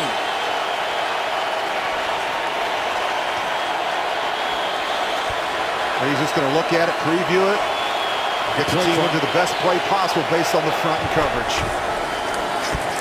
They come back up in his grill. He goes outside to Dexter McCluster, who was brought down by C.O. Moore. It is a gain of 3 on the play. It was a big hit by C.O. Moore. Buyer beware. Gonna go inside. Bang! Sometimes it's not always necessary to see a good hit. You can just hear it. Or feel it. C.O. Moore, they're excited about him, Kevin. The player that came over a couple years ago from the Raiders. Red zone struggles right there by San Diego. 2nd down and 7. Gordon following whatever room is there, and there's not much, and he picks up 3. They were talking to us about Gordon yesterday, and they said he's making mature 3- and 4-yard runs. What do they mean by that? Well, we talked a little bit about it, Kevin. It's not always clean for a running back, and so when it's not clean, rather than running around, dancing around in the backfield and losing a couple yards, you got to be willing to smack it up in there and take what the defense gives you. Even though, you know, it's a 1-yard run or even back to the line of scrimmage, it's better than losing 2 or 3 yards. Something he did too often as a rookie. McNary comes in for DeQuell Jackson. Dexter McCluster has come in for the running back Gordon. 3rd and 4. Look at the play clock. Rivers on the quick slant. And it is to McCluster, who's hit by C.O. Moore. They get to the 1. They pick up 6 on 3rd and 4. 1st and goal, San Diego. You think about McCluster, Kevin. He's only 5'8", 170 pounds, but he has courage. We saw him 2 plays earlier run inside and get hit by C.O. Moore. That time he lowers the boom and tries to get get into the end zone, but he's a tough guy that's willing to work in the middle of the field. Geathers, who was just knocked out of the game, is back in the game, and it's a 1st and goal. And Gordon has come back in with J.J. Watt's younger brother, Derek Watt. There's a reason why he's in there, Kevin. The block for Gordon. Couple tight ends, and a whistle and a flag.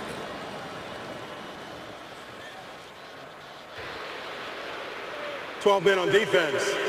After this is to the goal. Still first down. So in essence, a 5-inch penalty or so. But still, though, Cromartie comes out. Yeah, why do they have that many out there? You know, it's attention to detail, making sure that you got the right people on the field. Let's see, 1, 2, 3, 4, 5, 6, 7, 8, 9, 10, 11, 12. Too many. 12th play of the drive, 1st and goal. Behind Watt. This is Gordon slashing in for the touchdown. And the Chargers have taken their first lead today. What a drive. This is where I really think Melvin Gordon has become such a better runner. Running behind his pads, he's more comfortable, obviously, with the fullback in front of him, particularly Derek Watt, who he played with at Wisconsin. He's been terrific in this part of the field. 4 touchdowns already this season. And none last year, which is an amazing number to look at. He struggled, Kevin, and I think he lost his confidence. And he was asked to do some things that he really wasn't comfortable doing. So many of the runs last year were out of the shotgun, offset. We're seeing more of him in his natural position out of the eye. Lambeau puts it up, and it is no good. Was it deflected? It looked like Antonio Cromartie may have gotten a hand on it. And it stays 19-13. Melvin Gordon with his college teammate leading the way, in for 6. And the Chargers have the lead.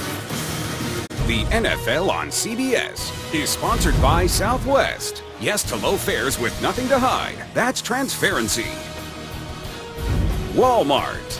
Save money, live better. And by Hyundai, official sponsor of the NFL.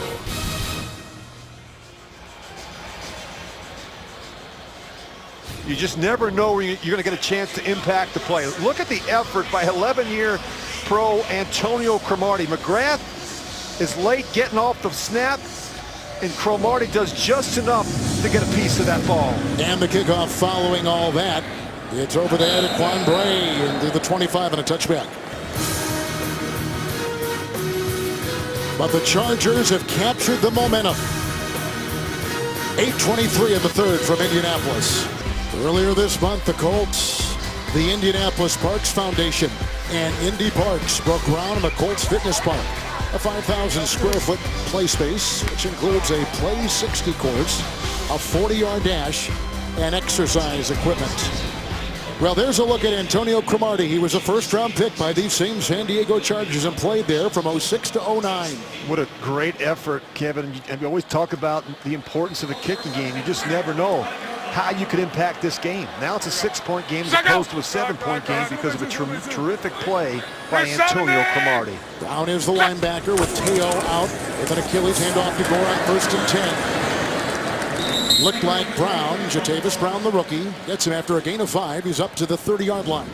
Well, a good look at the first half possessions. Not the finish they were hoping for. You look at those last couple drives, the fumble, and then, of course, the half. But they have been very good at making adjustments at the half. A good team to start the second half. They've scored touchdowns on both of their first half possessions in both weeks 1 and week 2. They've been very good out of the half.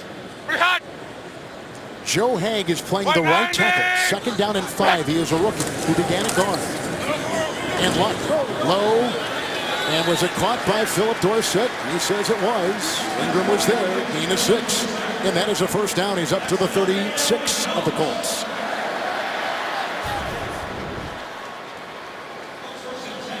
You go down and get it. Kevin, you mentioned the changes along that offensive line. You've got Harrison in there now, and you've got Haig, who started the game at guard, who's now bounced out to right tackle. Harrison is playing at the right guard.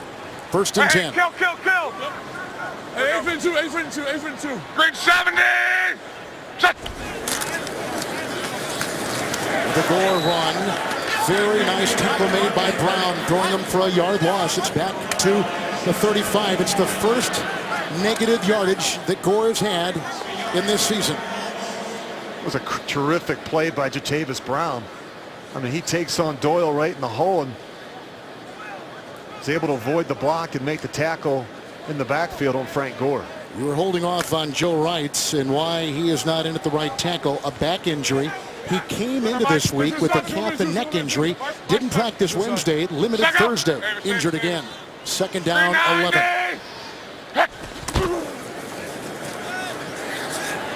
They're going deep and they're looking for him. Oh, they say he got it, working on Verrett to the 32-yard line of San Diego, 33-yard catch. Perfect catch, and watch the awareness by T.Y. Hilton to drag that right foot. This is a fantastic catch by T.Y. Hilton. Just the second deep ball he has caught, 1st and 10. And it goes to Gore, who's brought down by Brown, and a 2-yard gain to the 30 of San Diego. And a savvy play by Andrew Luck. They go up and jump the ball. They're not even going to give the Chargers coaching staff an opportunity to look at that replay.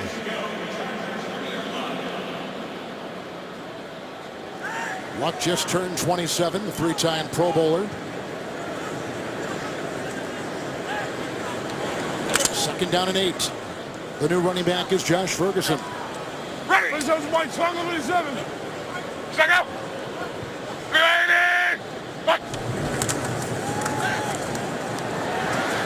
Luck caught Hilton. Boy, they are working on Verrett. He's having a tough time. That's a gain of 6 right there to the 24 of the Chargers. You know, most teams would shy away from an opponent's best corner, but not the Indianapolis Colts. They've been going after Jason Verrett. They've used double moves. He's really struggling right now handling the smaller T.Y. Hilton. Sometimes you have to give him some help. You can't leave him out there on an island all day against T.Y. Hilton. 9 consecutive completions for Andrew Luck. It is 3rd down and 2. Rodgers was the extra wide receiver. Luck, here comes the rush. And there goes the throw, and Allen's got it right in front of Brown, who was defending, and he tumbles ahead, taking him to the 10, 14-yard pickup.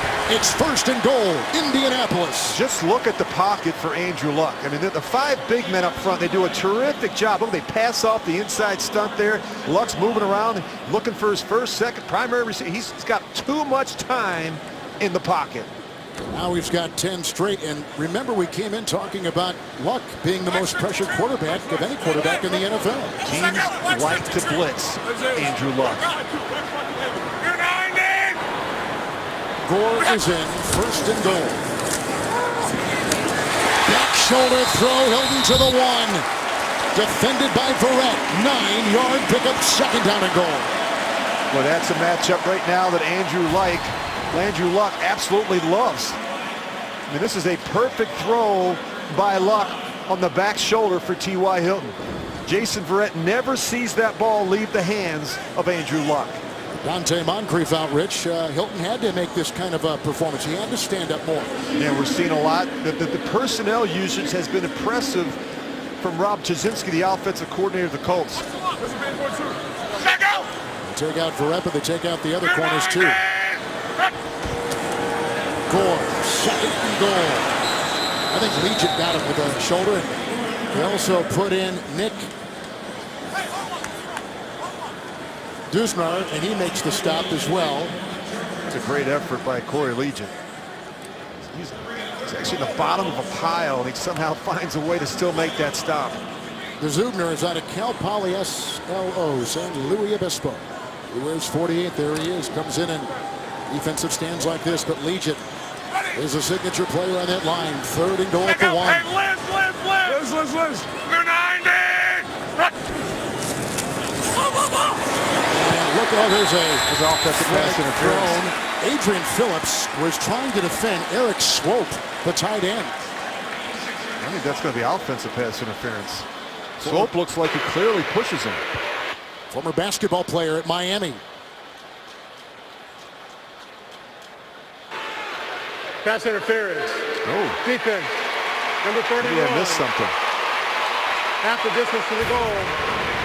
Half the distance to the top of goal. your screen. Automatic first down. Little hand-to-hand combat I working don't know. on Adrian I Phillips. think the Colts might have got a break there. Clearly they're trying to get the matchup, the taller tight end on the shorter defender. First and goal at the 1. Turbin. 1-yard touchdown run. His second touchdown run in as many weeks. And the Colts have tied it with the extra point coming up. Talked about how good the Colts were coming out of the half offensively. Look at the push they get up front. Turbin able to keep his eyes open and find a seam between the guard and the tackle. Third straight week that the first drive in the second half for the Colts has resulted in a touchdown. Vinatieri will try the extra point and give his team a lead. They began with a 10-0 lead. 20-19, Indy, 2:39 to play. That drive had a pass of 33 yards to Hilton, 14 to Allen, and then Turbin bulldozing in from a yard for Indianapolis. The NFL on CBS is sponsored by Verizon. Welcome to Verizon LTE Advanced, the next-gen network. And by State Farm. Talk to an agent today at 800-STATE-FARM.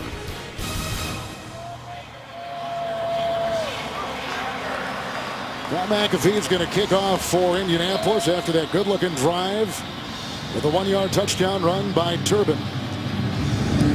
Deep back, they've got McCluster, who's going to get this one. Mager is back there, too. Craig Mager, he tells him to go to a knee, which McCluster does. So we have 2:39 to play in the third quarter. Phillip Rivers trudging back out there. His Chargers down by 1.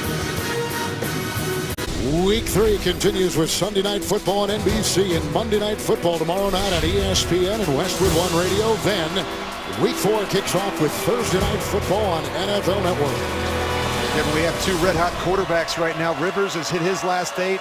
Andrew Luck his last 11 throws. And you look at Rivers in that last drive, 8 of 9 for 72 yards, including 5 different receivers. He's doing a nice job spreading the ball around in this offense. Again, remember that Dunlap, the starting left tackle, has an illness. He is out, and Chris Hairston has been replacing him at that tackle. First and 10.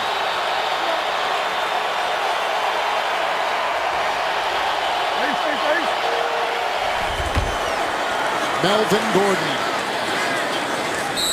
into a thicket of defenders, and he picks up 4 near the 29-yard line. You can see everybody with a hand on him. DeQuell Jackson along with Mike Adams. You look at the Chargers through the first 3 weeks, Kevin, I think one of the positives has been the fact that there haven't been very many negative plays. The sacks, the turnovers, the penalties, the negative runs, they've been able to keep them to a minimum. It's a big reason why they've been in every game with a chance to win. Colts have been in nickel most of the game defensively. Second down and 6.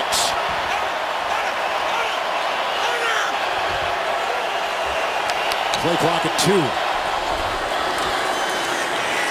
A lot of chaos. Rivers chased by Majit and knocked away by a couple of defenders. Cromartie was over there. And with the defense, it's incomplete, and it's 3rd and 6 as Cromartie and Rivers have a talk.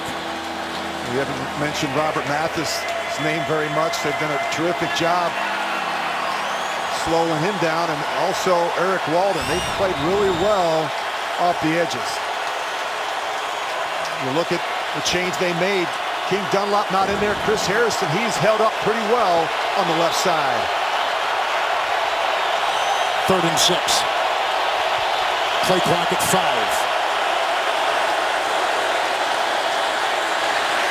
He's got him. Another drop. Benjamin, that would have been good for a first down. Well, not the easiest of catches, but one that you have to make if you're Travis Benjamin. Look at Rivers. He's getting some push You have to make that catch. He had the separation he needed from Antonio Cromartie. They've told us, by the way, that Wrights is out for the rest of the game, so the shuffling continues on the offensive line for the Colts when they get it. One coming up for Drew Kaiser. Mike Cyphers was let go after 13 years. Wobbles downfield. Quandre is under it. And a nice tackle made at the other end of the field and grabbed on the play by Williams. 38-yard punt. 4-3 hang time. Luck back out there with a couple of turnovers, but the lead at 1:32 to go in the third. It was 10-0 Indianapolis. Then a big run by the Chargers, cashing in on turnovers. They took a lead. Now the Chargers trail by 1. Yeah, Gore got the party started early. You mentioned, Kevin, that put him up 10, and then the big strip by Brown. Big scoop up by Karan Reed. That got him back in at the missed extra point. A crucial miss there. And, of course, Turbin goes in from a couple yards out. Indy up by 1. Gore is in, 1st and 10. And this is to the tight end, Doyle, who is ushered out of bounds by DeZubner. And it's a catch and run of 11 and a first down for the Colts. Luck has thrown a pick, fumbled the ball away with the 2 turnovers. And it was at one time 19-13 San Diego, but a long drive last possession, Rich. 1-yard Turbin touchdown run. It's now the 1-point lead for Indy. The winless Colts are 0-2. The Chargers are 1 up and 1 down on the season so far. 1st and 10. It's Gore, who has looked good, especially in the first half. DeZubner around his ankles. Gain of 2 up to the 45-yard line of Indy. Yeah, he's been a real tone setter. Gore, 18 carries, almost 80 yards already. And talk about the importance for the Indianapolis Colts, Kevin. No team has made the playoffs after starting 0-3. Going back over the last 10 years. And, you know, you look at the Colts, they've been in this situation a lot. 3 straight years where they've gotten off to poor starts. 0-2 for 3 straight seasons under Chuck Pagano. By the way, DeZubner has come in. He was taking the place of Brown, who was taking the place of the injured Manti Te'o with an Achilles injury. 2nd down, 8. Gore drilled. Perriman got him. A gain of a yard. They'll put him at the 46-yard line of Indy. I've been impressed with the play of the inside linebackers of the Chargers. We mentioned Manti Te'o out. Jatavis Brown has come in and done a terrific job, as has Denzel Perryman. He has made a lot of stops today for the Chargers. We've had 2 second-half lead changes in Indianapolis. At the end of 3, Colts by 1 on CBS. We're going to start the 4th quarter. Chuck Pagano, the 5th-year head coach for the Colts on the right, has his 3rd consecutive season of an 0-2 start. Mike McCoy coming off a 4-12 season a year ago, 4th-year head coach. They're 1-1. Here is an important 3rd and 7 play from the 46 for the Colts.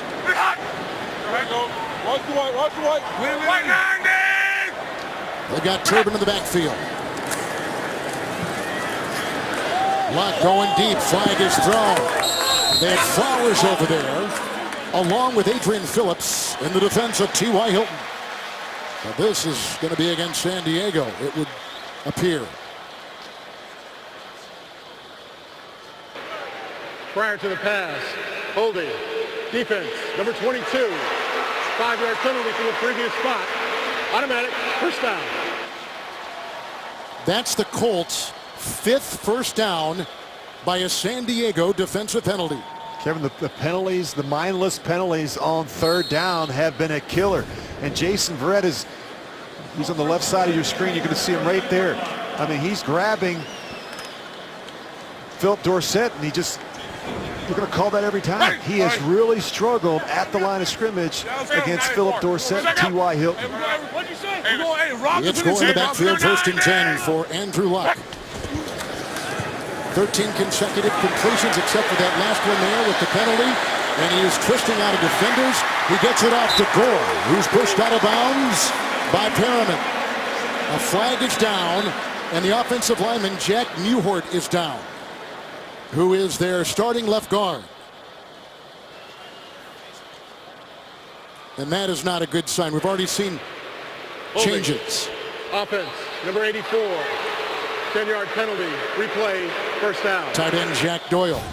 Well, this is a problem, Kevin. You're asking Jack Doyle to block Melvin Ingram. Watch Ingram. You talk about leverage and how important it is. He's just going to walk Doyle right back into the lap of Andrew Luck. It's a miracle that Luck wasn't sacked in that situation, but they get the holding penalty. They rolled up on the back of Jack Mewhort's leg, which is the concern right now. He was their best pass blocker on the line a season ago. But we already have a lot of changes on the line. A suspect line to begin with, as we've told our earlier audience, that Andrew Luck coming into today the most pressured quarterback in pro football. Yeah, Karan Reed's going to fall right in the back of the legs of Jack Mewhort. Nothing you can do in that situation to protect yourself. Just keep an eye on the middle of your screen. He's going to fall on the back of Mewhort's legs there, and that hurts. They bring in Austin Blythe to take his place, and Blythe is a 7th-round rookie out of Iowa. He's been inactive the last couple games up today, and he'll take Mewhort's place at that left guard. Kevin, they've got to be really concerned now. You've got a bunch of rookies on that offensive line, a rookie center, a rookie guard, a rookie that's now bounced out to play the right tackle position. That's 3 rookies along that offensive line. Durbin was in there on the 1st and 20. He throws it in the turf with the pressure coming. Laku's turned it over twice today with a pickoff and a fumble. And if you're the Chargers front 7, you have to be aware of the fact that they are so young and inexperienced in front of you. Look at John Pagano. They've got to make sure they win the battle in the trenches against a very inexperienced offensive line. You have to do some things differently. Give them some different looks. Give them some stunts in some games that they haven't seen or prepared for. Make it difficult on that rookie center. Mewhort, the left guard, is back out there. 4 in the San Diego secondary. 2nd down and 20. Moves up nicely. Going deep.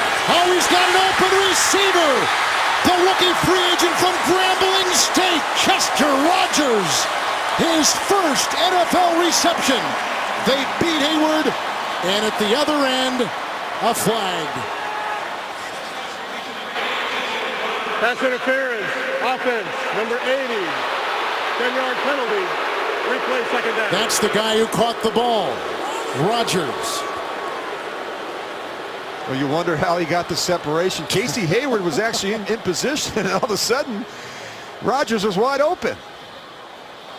Rogers was their leading preseason receiver. There's a look at Hayward. He has an interception today. Had 2 last week, and Jeff Pagano does not like the call. Well, here's the matchup up top. Hayward in position, good coverage. And then right there, he creates a little bit of separation. But on top of that, Casey Hayward doesn't do a good job locating the ball in the air. Very fortunate in that situation. Look at now, 2nd and Kokomo. 2nd and 30. They need inside the 40, and here's a run.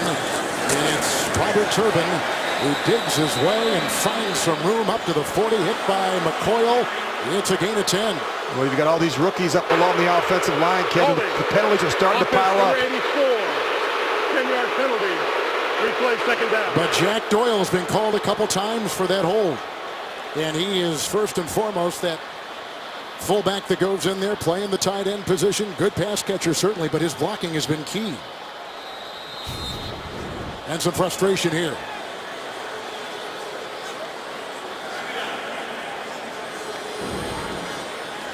Well, you just keep pushing yourself backwards. There's not a lot of plays in the playbook for 2nd and 40. If you're Rob Jasinski, you're thinking screen or draw in this situation. Well, the draw is what you called, and the tackle was made on the play by Palapoy, Tenny Palapoy, on a gain of 2 on the run by Turbin. They take him up to the 23. Turbin's slow coming off.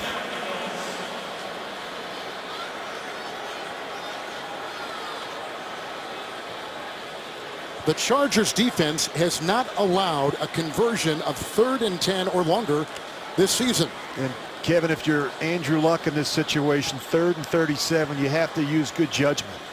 I just can't take a sack or turn the football over in this situation. Even checking the ball down, anything positive. Underneath, 3rd and 37. It's a good play. It's Doyle who tries to hurdle his way in to Zubner, who makes the stop. It's a 14-yard gain well shy of the first down, and there's a player down for San Diego. Perryman. Yes. He's clutching that knee. They've lost Manti Te'o early in the game with an Achilles, and it did not look good. And now Perryman is down. Injury timeout in Indy, 12:28 to play in the fourth on CBS. Your weekend starts on Thursday when the Miami Dolphins battle the Cincinnati Bengals. Thursday night football on NFL Network. Well, on that drive, Indianapolis had gains of 10, 11, and 58 yards, all wiped out because of penalties. So Andrew Luck, who's turned the ball over twice and has gone 19 of 27 for 236, is on the sideline, and the punting unit is out there for the first time today for Indianapolis. And the best punter, Pat McAfee, in the NFL, is out there. He has been the #1 graded punter by Pro Football Focus, and out there he is. And also out there is Travis Benjamin, Kevin, who's brought into San Diego to also help in this area as well, the punt return. He's got the highest average in punt returns in the NFL with Cleveland at that time over the last 4 years. It's an area where they really struggled a season ago. High snap to McAfee from Overton, the long snapper. Benjamin. Oh, he fumbled the ball! But it was quickly picked up. Quickly picked up on the play by Verrett. There was a 3.5 second hang time. Verrett alertly got the ball. He is shaken up. Watch the hit that Verrett takes as he's picking it up. I mean, he gets his legs sawed out from under him. I think by Kurt Magid. Kurt Magid, he comes flying in here. Watch Verrett. He sees the loose ball. He goes to pick it up, and he's never able to brace for impact. Wow, knocks the shoe right off his right foot. That's when you know you've been hit.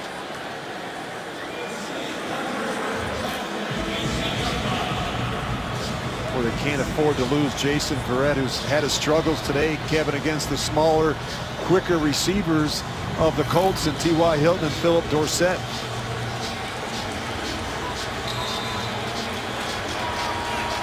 It's the offset eye with the fullback, the rookie out of Wisconsin, Watt. Melvin Gordon in the backfield, 1st and 10. And that is caught by Watts, who takes it to the 24. It's his first NFL reception, the first true fullback in 2 years on this roster. He picks up 6, and C.O. Moore brings him down at the San Diego 24. Well, he'll go back and look at this. Watch Travis Benjamin. He's going to run the post route. He's going to go right by the safety. I don't think Phillip Rivers has the time, nor did he really see him. But that's the guy you cannot allow to get by in the secondary. He has rare and unusual speed. 4-3. One of the fastest receivers in pro football. 2nd down and 4.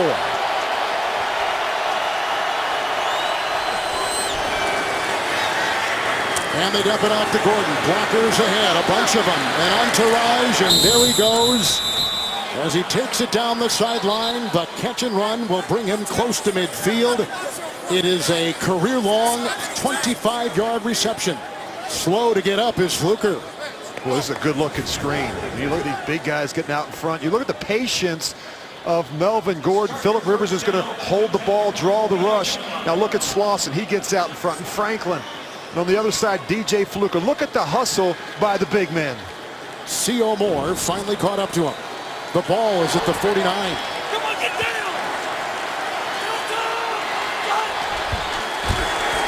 It's Gordon on 1st and 10, and he pedals his way to midfield. He picks up the yard, and with the tackle there, Henry Anderson, active today for the first time in a year, was injured with an ACL tear last November. He's been out all season, practiced this week full-time, full speed, and out there he is. He's been limited today. He stops him for a 1-yard gain. 2nd and 9 coming up. You know, the problems that they've had on defense, Kevin, the first 2 weeks, the injury-plagued secondary playing behind a front that's had some injuries as well. It's great to see Anderson back out there. Rivers looks at the landscape. It's a nickel secondary. Going deep, and he's got Benjamin, and he's got the ball! He beats Morris. What a catch inside the 10, 43-yard strike. First and goal to go, San Diego. Well, they saw the play we just talked about. You can't allow their fastest player, Travis Benjamin, to get by you in the secondary. You have to keep tabs on him and keep him in front of you. Look at the double move. The double move is just enough to freeze the corner. There is a flag thrown at the 37. After the play was over. After the play. Unsportsmanlike conduct by the offense. Number 17. A 15-yard penalty will be assessed from the dead ball spot. Well, that's unusual. Ball, first and 10. It is number 17's first foul of unsportsmanlike conduct for possible disqualification. He was talking to David Perry. The 34-year-old Rivers said something. You got to expect that from Philip Rivers. But, hey, the rules are the rules. If they apply to defensive players, they've got to apply to the quarterback. You can't taunt. It's been a point of emphasis the entire offseason. So the ball will be at the 22 as opposed to inside the 10. Well, you get a real feel there, Kevin, for the speed of Travis Benjamin. Ninth penalty on San Diego today. Clock is under 10 and ticking. Each team with 3 timeouts. Mike McCoy, as they beat and manhandle Jacksonville last week, looking for a second consecutive win. First and 10.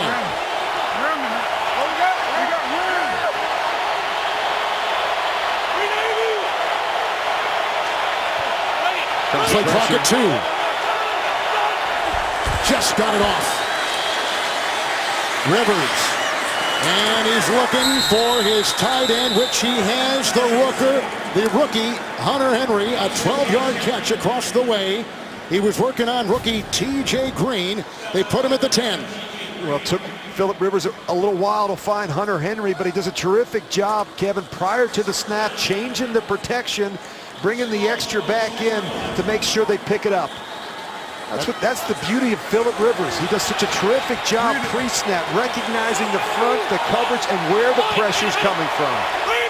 Henry taking the place of the inactive Antonio Gates with a hamstring. He's like an air traffic controller out there.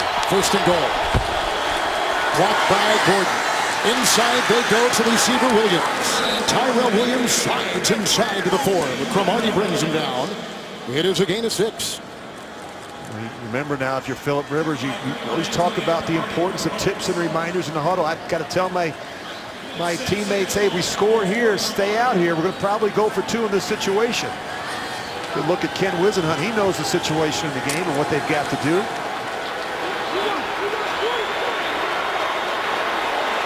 It's second and goal at the 4. The tight end in the slot, the fullback wide in motion. Rivers. Incomplete. Adams was covering the cross by Williams. Well, Mike Adams is a good player. Kevin went to the Pro Bowl last year, the veteran from the University of Delaware. He sees this the whole way.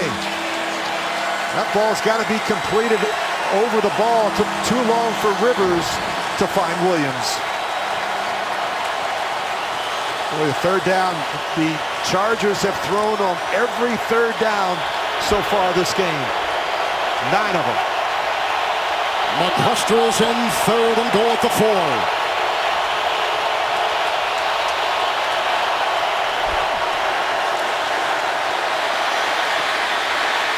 Eric Walden devours Philip Rivers.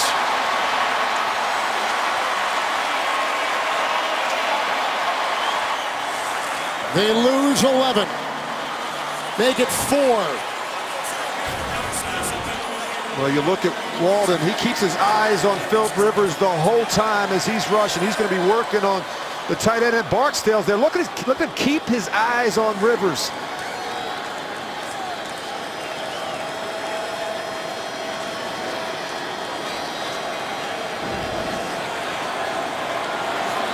Rise at 27-yard field goal try by Josh Lambo, and this is for the lead.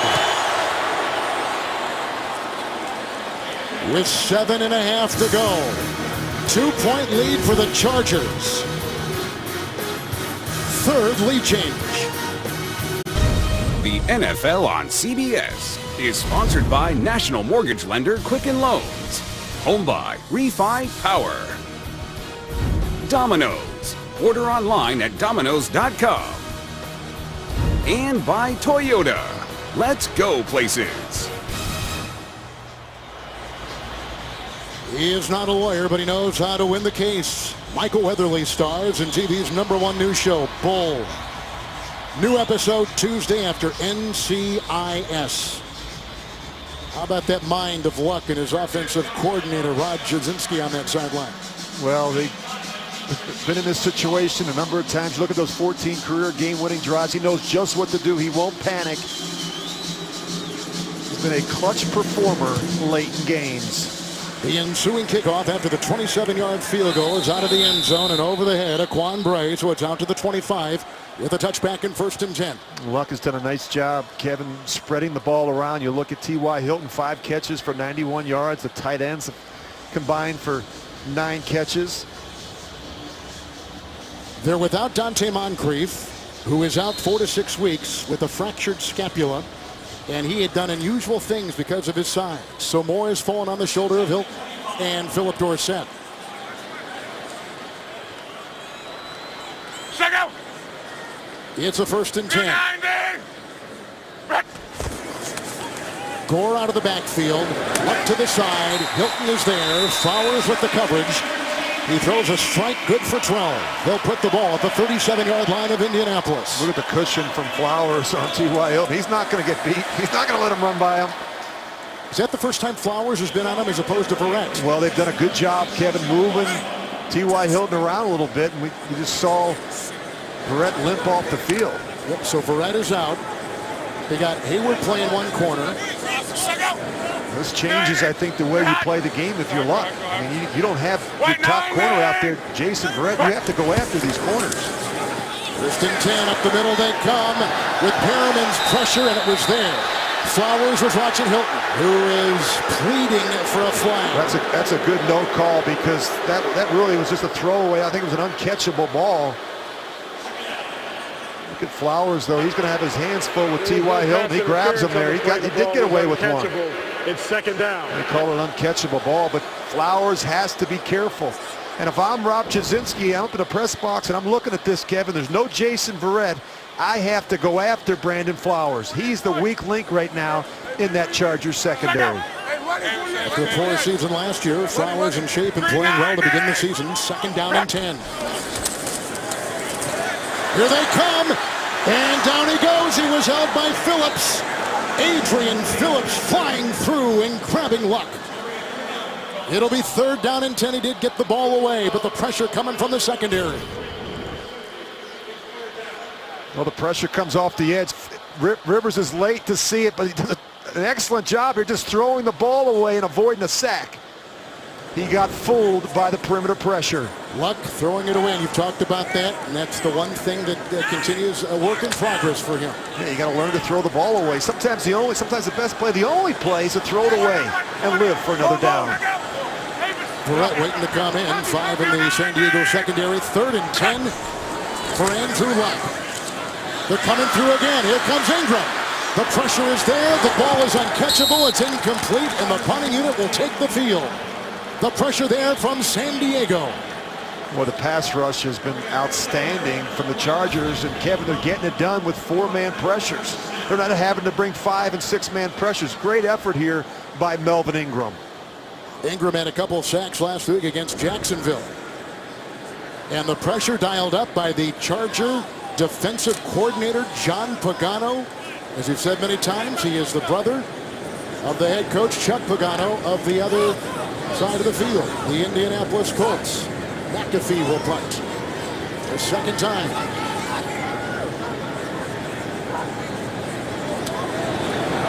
There's a flag, and they blow that dead with the ball in mid-flight, and Benjamin. Boy, that was a beautiful punt, too. Landed at the 6. False start. Offense, number 92. 5-yard penalty. It's still 4th down. Kurt Magid, who is a rookie free agent from Tennessee.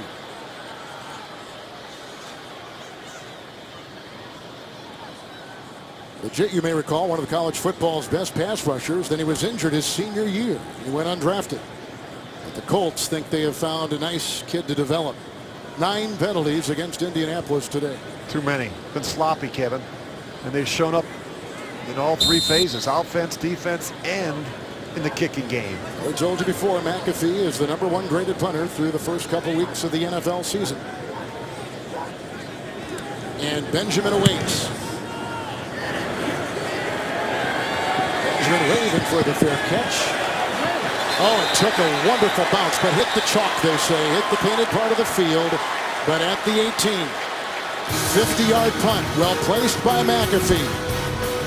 6:38 to go. Chargers by 2.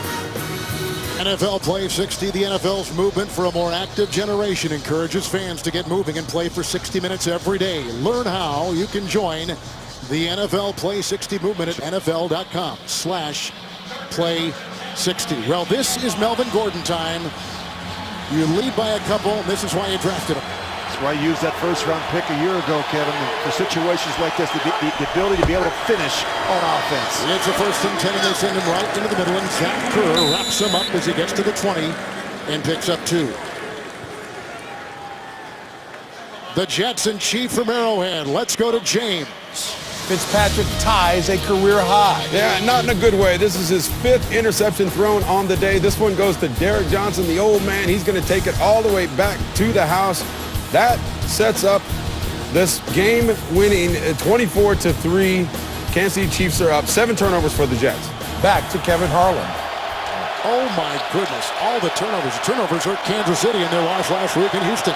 Thank you, guys. 2nd down and 7. Good block by Gordon.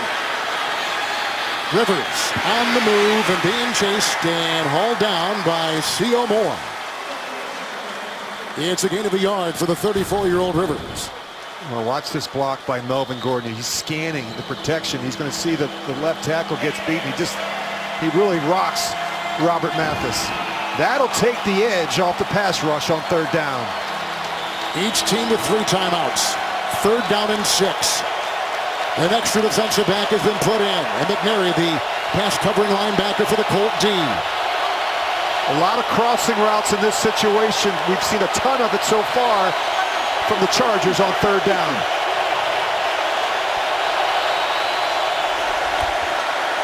And that's what they got right there. The quick slant. It's caught.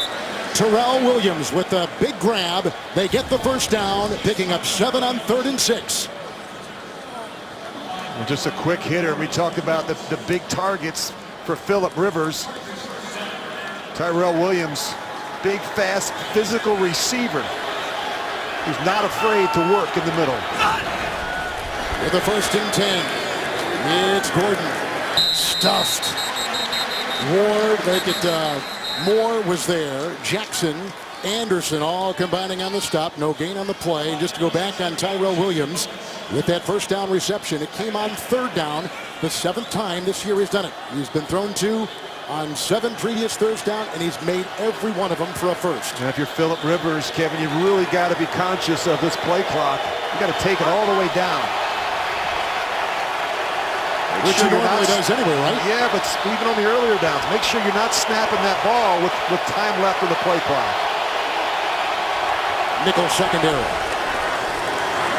Another cross, a quick slant. That's again to Williams, who is working on Vontae Davis, playing with a bad ankle. 11-yard pickup, another 1st down near the 40-yard line of San Diego. And Davis down. And you worry about where a player like Vontae Davis is, Kevin, with the conditioning. He's missed so much practice time as well. Not used to playing a 60-minute game. He's missed the last month. Didn't play in the first 2 games, an ankle injury. The best defensive back, a 2-time Pro Bowler, is down. Our clock at 3:58 in the 4th. The NFL on CBS is sponsored by Progressive, handing off big savings to you.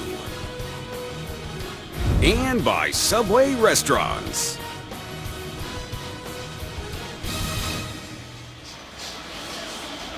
Rivers has hit Tyrell Williams for a couple of big hits. Melvin taking the place of the Pro Bowler Vontae Davis, back for the first time all year after an ankle injury. Now, Melvin played a lot the first 2 weeks in place of Davis. He's in there right now in the nickel. Now you look at the Chargers, Kevin, they've already run 2 minutes and 40 seconds off the clock this drive. They just need to keep pounding the football with Melvin Gordon. Look at Mike McCoy, their inability to finish that game in Kansas City with a 21-point lead. This is how you do it. You run the football inside 4 minutes. Makes the Colts start using some of those 3 timeouts. Still early yet, though. The Colts are only down by 2 points. They've got the 2-minute warning and all 3 timeouts. But they need a stop on this drive. You can see Rivers has not thrown a pick in over 100 attempts. It's 1st and 10. 2 tight ends. Melvin Gordon. He gets a block from his wide receiver Inman. And a flag, nope, it was just yellow hands on the turf. It's an 8-yard gain, a burst over the left side, the block by the tackle Hairston, and he's up to the 47. Wow, look how quick Melvin Gordon, he's on his path, and he's able to run right through that arm tackle. It was a good, strong run by Melvin Gordon. He looked like the guy who normally wears number 28 does in this league, Adrian Peterson, who he trained with this past summer in Houston. He's a different back, isn't he, Rich? He really is, Kevin. I think it really boils down to one thing. It's confidence. 2nd and a long 2. Play clock at 2. Gordon again. Good tackle, C.O. Moore. A former Raider comes in. They throw him for a 1-yard loss, and a timeout has been taken. They go back to the 46.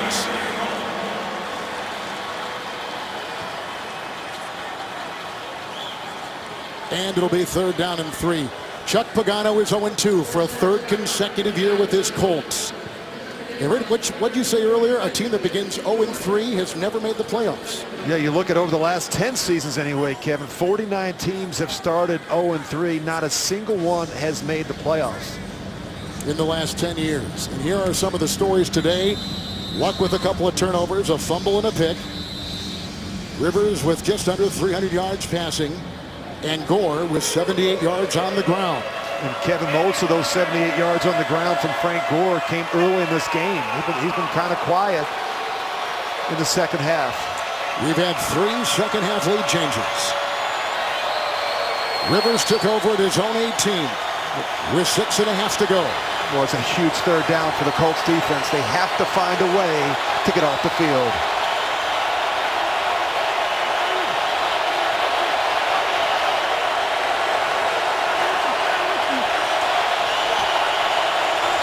Third and 3, McCluster is in. And across the middle, they can't get Benjamin because Davis, who just got back on the field, was covering.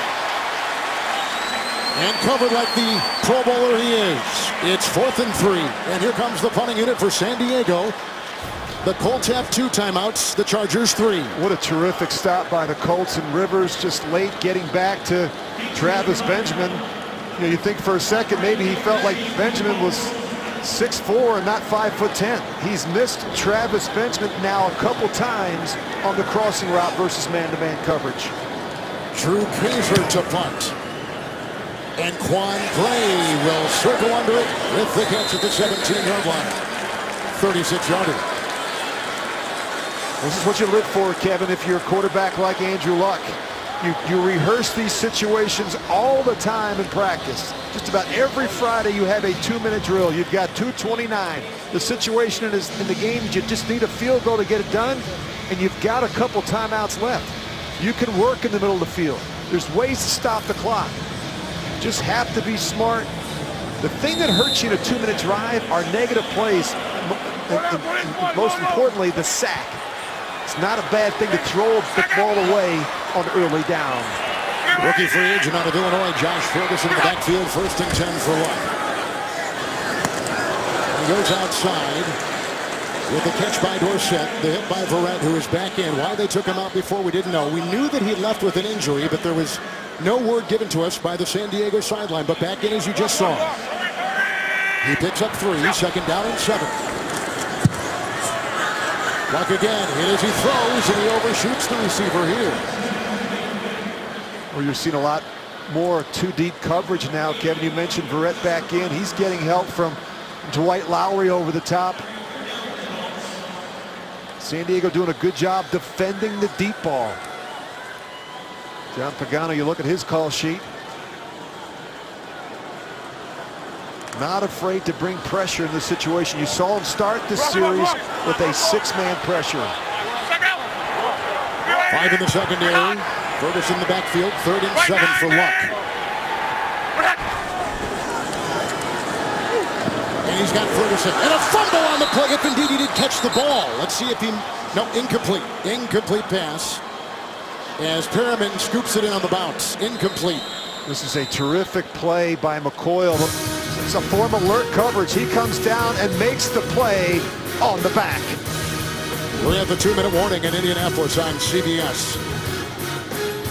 Well, when you're 0-2, and you got a 4th and 7 at your own 20-yard line, you got to go for it, Rich. Well, you got such a ways to go, and you just can't afford to give the ball back with just 2 timeouts left to Phillip Rivers and the Chargers. I think this is the right decision. It's the only decision in this situation. Meeting the 27 Luck on the screws, and he's got his receiver Hilton. Flowers was there, 8-yard pickup on 4th and 7. They'll move the chains. The Colts with 2 timeouts, the Chargers with 3. And what did John Pagano decide to do? He brought pressure, and Andrew Luck knew exactly where to go with the football. Remember, San Diego missed. The ruling on the previous play that the runner made the line to gain will be further reviewed. And this comes from upstairs. There are no challenges inside 2 minutes. Remember, San Diego, Rich, missed the PAT earlier on. Yeah, you're going to see the pressure, and they do a nice job with T.Y. Hilton. That's been his go-to target in a critical situation. The question is, does he get far enough for the first down? And he's not down, even though he falls. He's not down until he's touched by Flowers. I think he clearly has the first down. Oh, yeah. It's a good look at it right there. Yep. He's got to get past the 32-yard line, or the 28-yard line.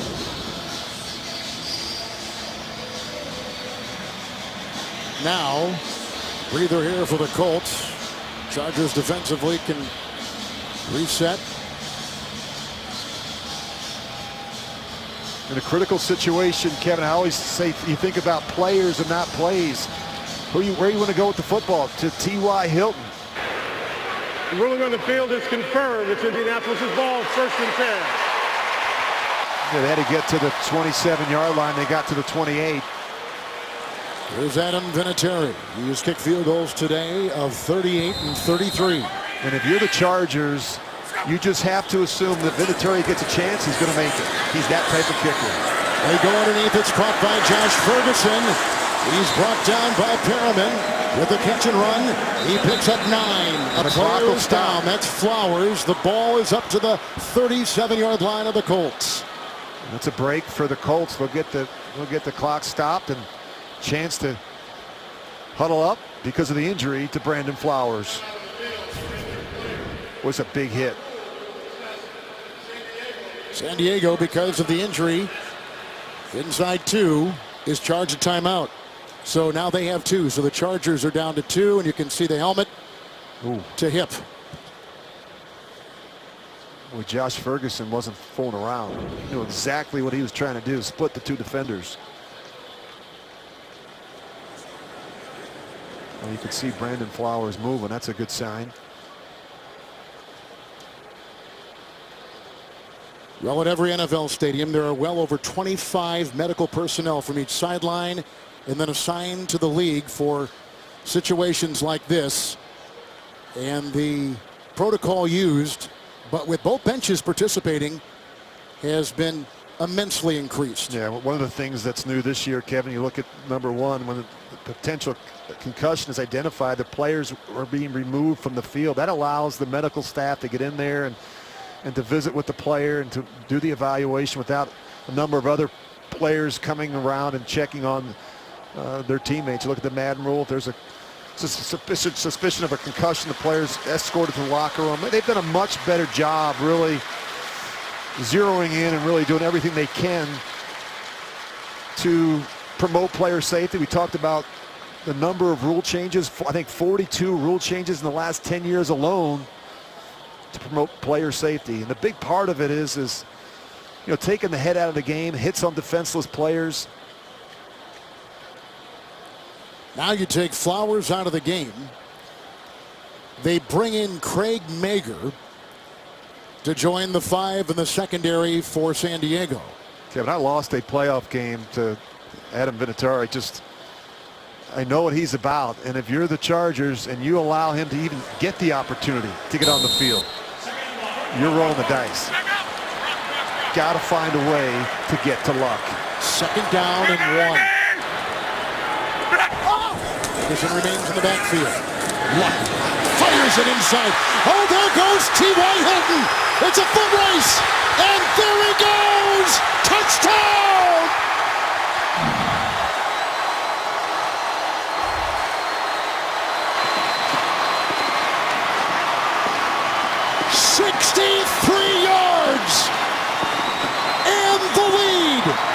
And they've got to go for 2 now. They're up by 4. Boy, you know, Kevin, a good play caller's not afraid to go back to a play they just ran in the critical situation. Remember the third down? They ran this very same concept with T.Y. Hilton on the inside angle route. And look at the speed. Look at his ability to pull away from the safety, Adrian Phillips. Wow. McCoyle could not make the tackle.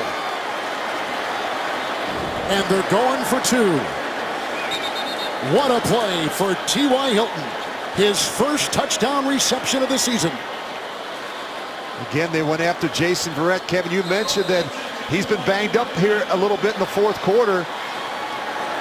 The suddenness of T.Y. Hilton on an inside cut has been a real problem for the Chargers secondary.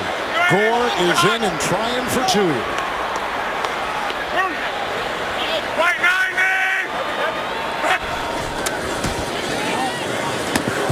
And that is incomplete. Verrett was watching. Now you can't fault them all for trying to go after Verrett with T.Y. Hilton. But how big is the missed extra point by San Diego? It would be a 3-point game. It's 4 points now, and you can do the math with 1:17 to go. And I said, Kevin, in a critical situation, you've got to think of players and not plays. And the guy that you want to go to is T.Y. Hilton. He stutters Jason Verrett. Look, stop, freeze it right there. He splits the 2 defenders right in the middle of the field. Now, this is a very difficult tackle for the safety. With that much space between yourself and T.Y. Hilton, that's just too much to ask from Adrian Phillips. Dexter McCoyle, who is in the secondary, was the one who was trying to make the tackle and could not. But the missed extra point by San Diego, it looked like Cromartie, in fact, got a hand as he was diving in front of the extra point try. Big Now, tonight on CBS, begins with the season premiere of 60 Minutes and a report on the war against ISIS. Followed by the premiere event, NCIS Los Angeles, plus the new hit drama, MacGyver. It's tonight, only CBS. Well, it's no time to exhale if you're the Colts. Look, they're Phillip Rivers. He's got a minute 17. Kevin, a couple timeouts as well. He's been in this situation before and delivered. Plenty of time for Rivers. It's the McAfee kickoff. And McCluster lets it sail overhead to the 25, and 2 timeouts for San Diego. Let's go back earlier after a score and the missed extra point by Josh Lambeau. And really, the effort from Antonio Cromartie off the edge, that was the difference. He gets a piece of this. Look at the effort from the 11-year veteran. You talk about a critical play in the kicking game. That's the difference. I mean, we'd be talking about a 3-point game here. All San Diego would need is a field goal to tie it. Now they've got to go down there and score a touchdown. The Chargers are missing a ton of weapons. Woodhead out with a torn ACL. Gates is out and inactive today because of the hamstring. Keenan Allen is out with the torn ACL. Rivers at the controls. 1:17 to go. 2 timeouts. With a 1st and 10 on the cross. Tyrell Williams runs out of bounds. Run out of bounds, Levante Davis. He takes it up to after a gain of 4, to the 29-yard line of San Diego. We're looking for the speed. You have to ask yourself, if you're the Colts, where's Travis Benjamin? You have to keep an eye on him. You can't allow him to get by us in the secondary. 2nd down and 6.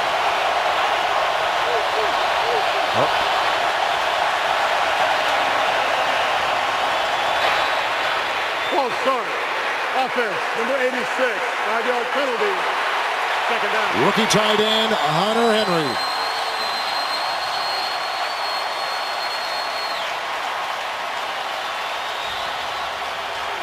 You see Chuck Pagano right there. He's signaling to the defense, watch the screen in this situation.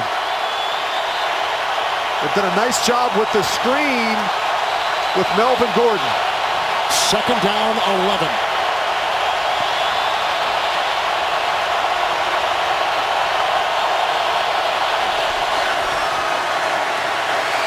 Rivers, congested pocket. There's Henry. Knocked away. Gathers knocked it away. Colts have gotten the ball on the fumble.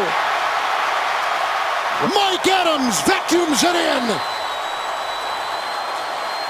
And Gathers punched the ball away, stripping him and forcing the turnover.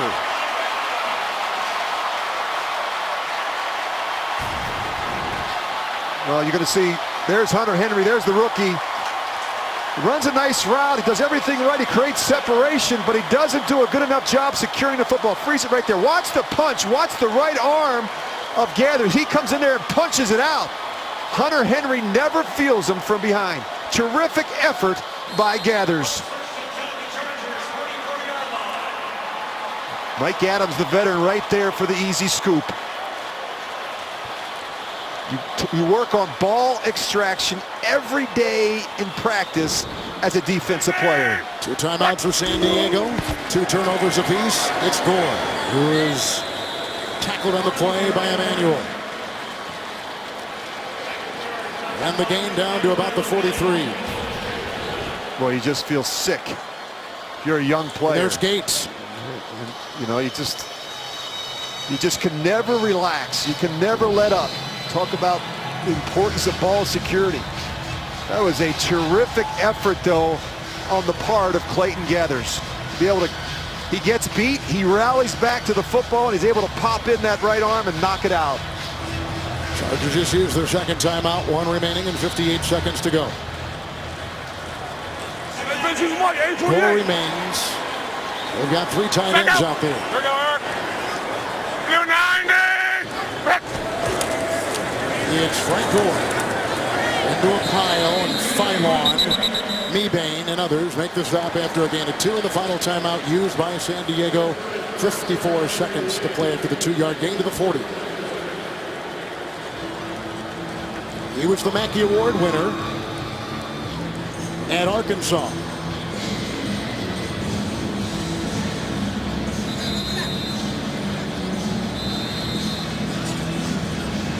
Actually, the Chargers had come into the game today +3. That was number 3 in the giveaway takeaway in the NFL, but they've turned it over twice. The Colts have turned it over twice. That's tough, Kevin, to go on the road and playing a desperate team like the Colts. We mentioned 0-2 coming in, and you just never know. You think the turnovers, just critical. The missed extra point, which was significant in the game. And the effort by Antonio Cromartie to get a piece of the ball on the extra point. That was huge. That's a false start. 4-6 it is. Young players. False start. Offense, number 84, 5-yard penalty. Still 3rd down. Jack Doyle has had a lot of yellow thrown his way today. Just going over the Colts, 0-2 for a 3rd consecutive season. They were 0-2 last year. Then they won 3 straight, and they eventually came to within 1 game of a division title with 5 different quarterbacks. Remember, Luck only played 9 games, then was out with the lacerated kidney. In 14, they began 0-2, then won 5 straight and made the AFC Championship game. Coming 0-2 today. Here's a 3rd and 11. Gore. And trying to keep it alive and stopped at the line, and no gain on the play. Mebane. Remember, the Chargers lost a timeout because Flowers was injured, and inside 2 minutes, a timeout is automatically assessed for an injury. You know, if you're the Colts, you just run this thing down, and then you burn one of your timeouts. And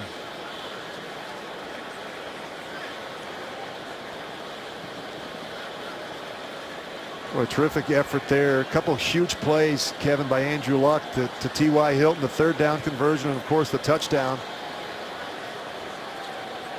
Hasn't always been pretty for Andrew Luck today, but he hung in there. You look at the numbers, 24 of 37, 331 yards, and the big touchdown, the game winner to T.Y. Hilton. They would have had about another 30 seconds if they weren't required to take the timeout with the injury on the field of Flowers. How about the day T.Y. Hilton had, Kevin? Kind of quiet early, but then he finished with 8 catches for $174, including that 63-yard touchdown. He was a real difference maker in that matchup. He won the battle in the matchup against Jason Verrett. There are no deep guys back for San Diego. The long snapper, Matt Overton, will be sending it to Pat McAfee. The only thing they can do here is block it and return it. This ball is going to come out of the hands of Pat McAfee very quickly. Gathers is the personal protector. It did. He pushes it. And the clock will tick all the way to zeros. The Chargers had a lead in Kansas City week 1, and they lost in overtime to the Chiefs.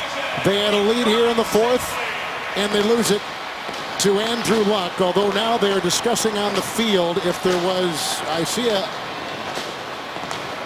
see a conversation on the field with Ron Torbert, our referee. So let's just pause a second, put on the brakes. 4 lead changes in the second half. And the 63-yard touchdown completion to T.Y. Hilton may prove to be the game winner for Indianapolis as they notch their first win, but the conversation continues. It almost looks as if the officials aren't on the same page, Kevin. So the line judge there talking to the referee about the situation in the game. Well, we've got 7 guys on this crew who have worked the Super Bowl before, an experienced crew.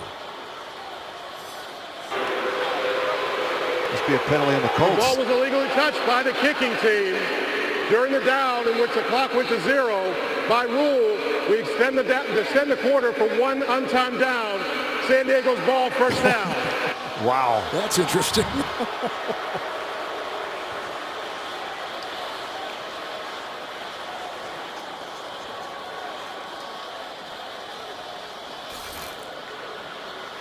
So San Diego will have it for an untimed down. Now you got guys that who were halfway to the locker room, Kevin. You have to get them back on the field. And you give Phillip Rivers and this San Diego offense one more shot. In fact, maybe even more. If there's a defensive penalty, remember the game can't end on a defensive penalty. I think the play here, we did a game last week where the Raiders tried to throw the ball underneath to Amari Cooper and run around a lateral. Have reported as ineligible. 34, 83, and 84 are ineligible. I think the play here is to throw the ball to one of your bigger receivers, a guy like Tyrell Williams. Let him go up for it. Maybe you get some type of pass interference. Maybe you get the ball around midfield and take another shot. 7 are back for the Colts. Untimed down. This is where I go with it, right there, up top. Rivers underneath, caught by Benjamin. Plays it from behind with a nice hit right there by Eric Walden. Game is over. Colts have averted an 0-3 start and win it. Coming from behind in dramatic fashion with an Andrew Luck to T.Y. Hilton 63-yard touchdown pass. Both teams at 1 and 2. Some kind of game, Rich. 4 second half lead changes. Tonight on CBS, 60 Minutes, followed by NCISLA and MacGyver. Second time this season, the Chargers have blown a 4th quarter lead. For Rich Gannon, Kevin Harlan, so long from Indianapolis. You've been watching the NFL on CBS.